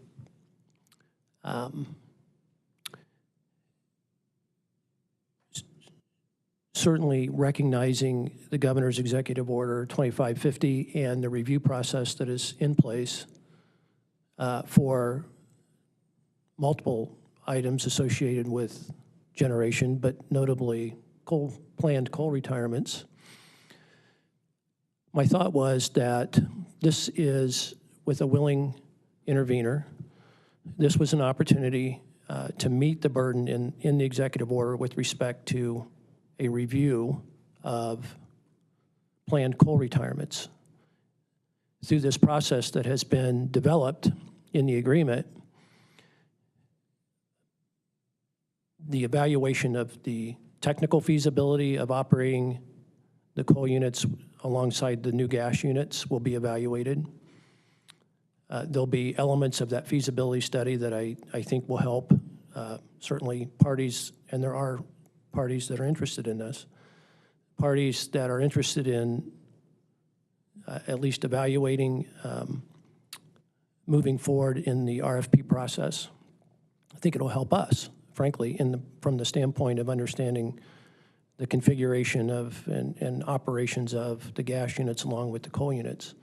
And so I think we have met the burden of that evaluation process by opening this up, studying it, and actually having a market-based opportunity to determine if there's value perceived by third parties in continuing the operations of the coal units. Okay, thank you. That wasn't what I asked, but I'm glad you mentioned the governor's executive order. Can an executive order make the operation of a coal asset environmentally sustainable? Well, that will be a consideration, Commissioner, along with the other 4 pillars. And I think, like the affordability pillar, it's evaluated. I'm sorry, Mr. Pinniger. It was kind of a yes or no question.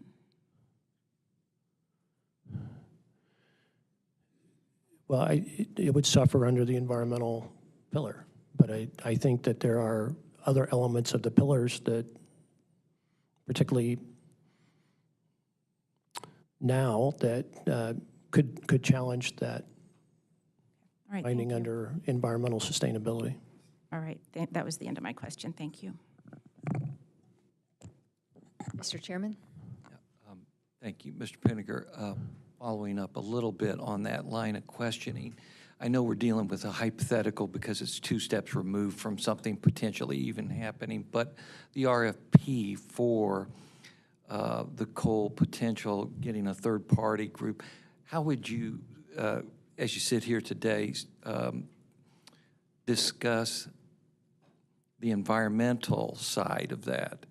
The third party assuming the operational characteristic on the environmental side and potentially any legacy issues environmentally of taking over that coal unit or those coal units? Well, with respect to the ongoing environmental liability, that would have to play out. The coal ash issue was brought up earlier, and certainly the responsibility that we have for the coal ash that was generated during our period of time operating that plant, almost 60 years, I would presume would be our responsibility. This would play out in an agreement situation, but the coal ash that was generated by a third party, if that were to come to be, I'm assuming, would be their responsibility. And that'll be part of the feasibility study, determining how coal ash that we generated and that perhaps a third party will generate will be allocated and segregated at the site.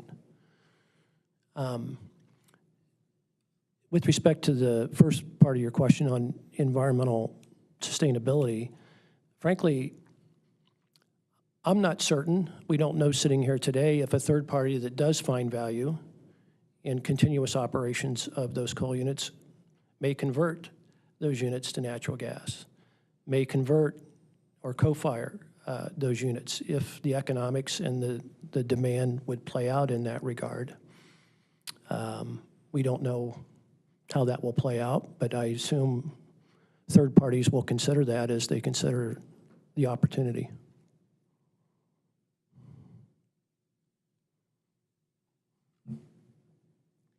Thank you, Mr. Pinniger. You may Thank be you. excused. Thank you.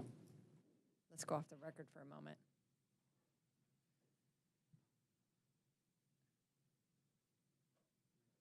Yes.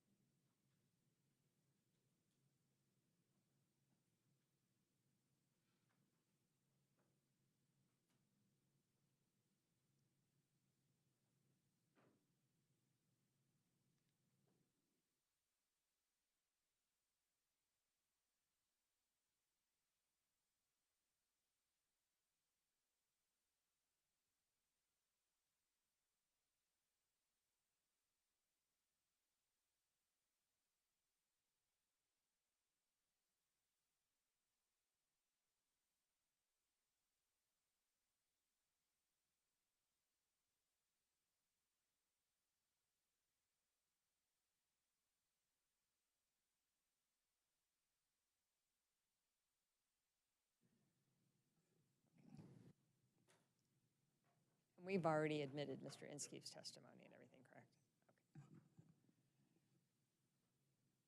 Okay, let's go back on the record.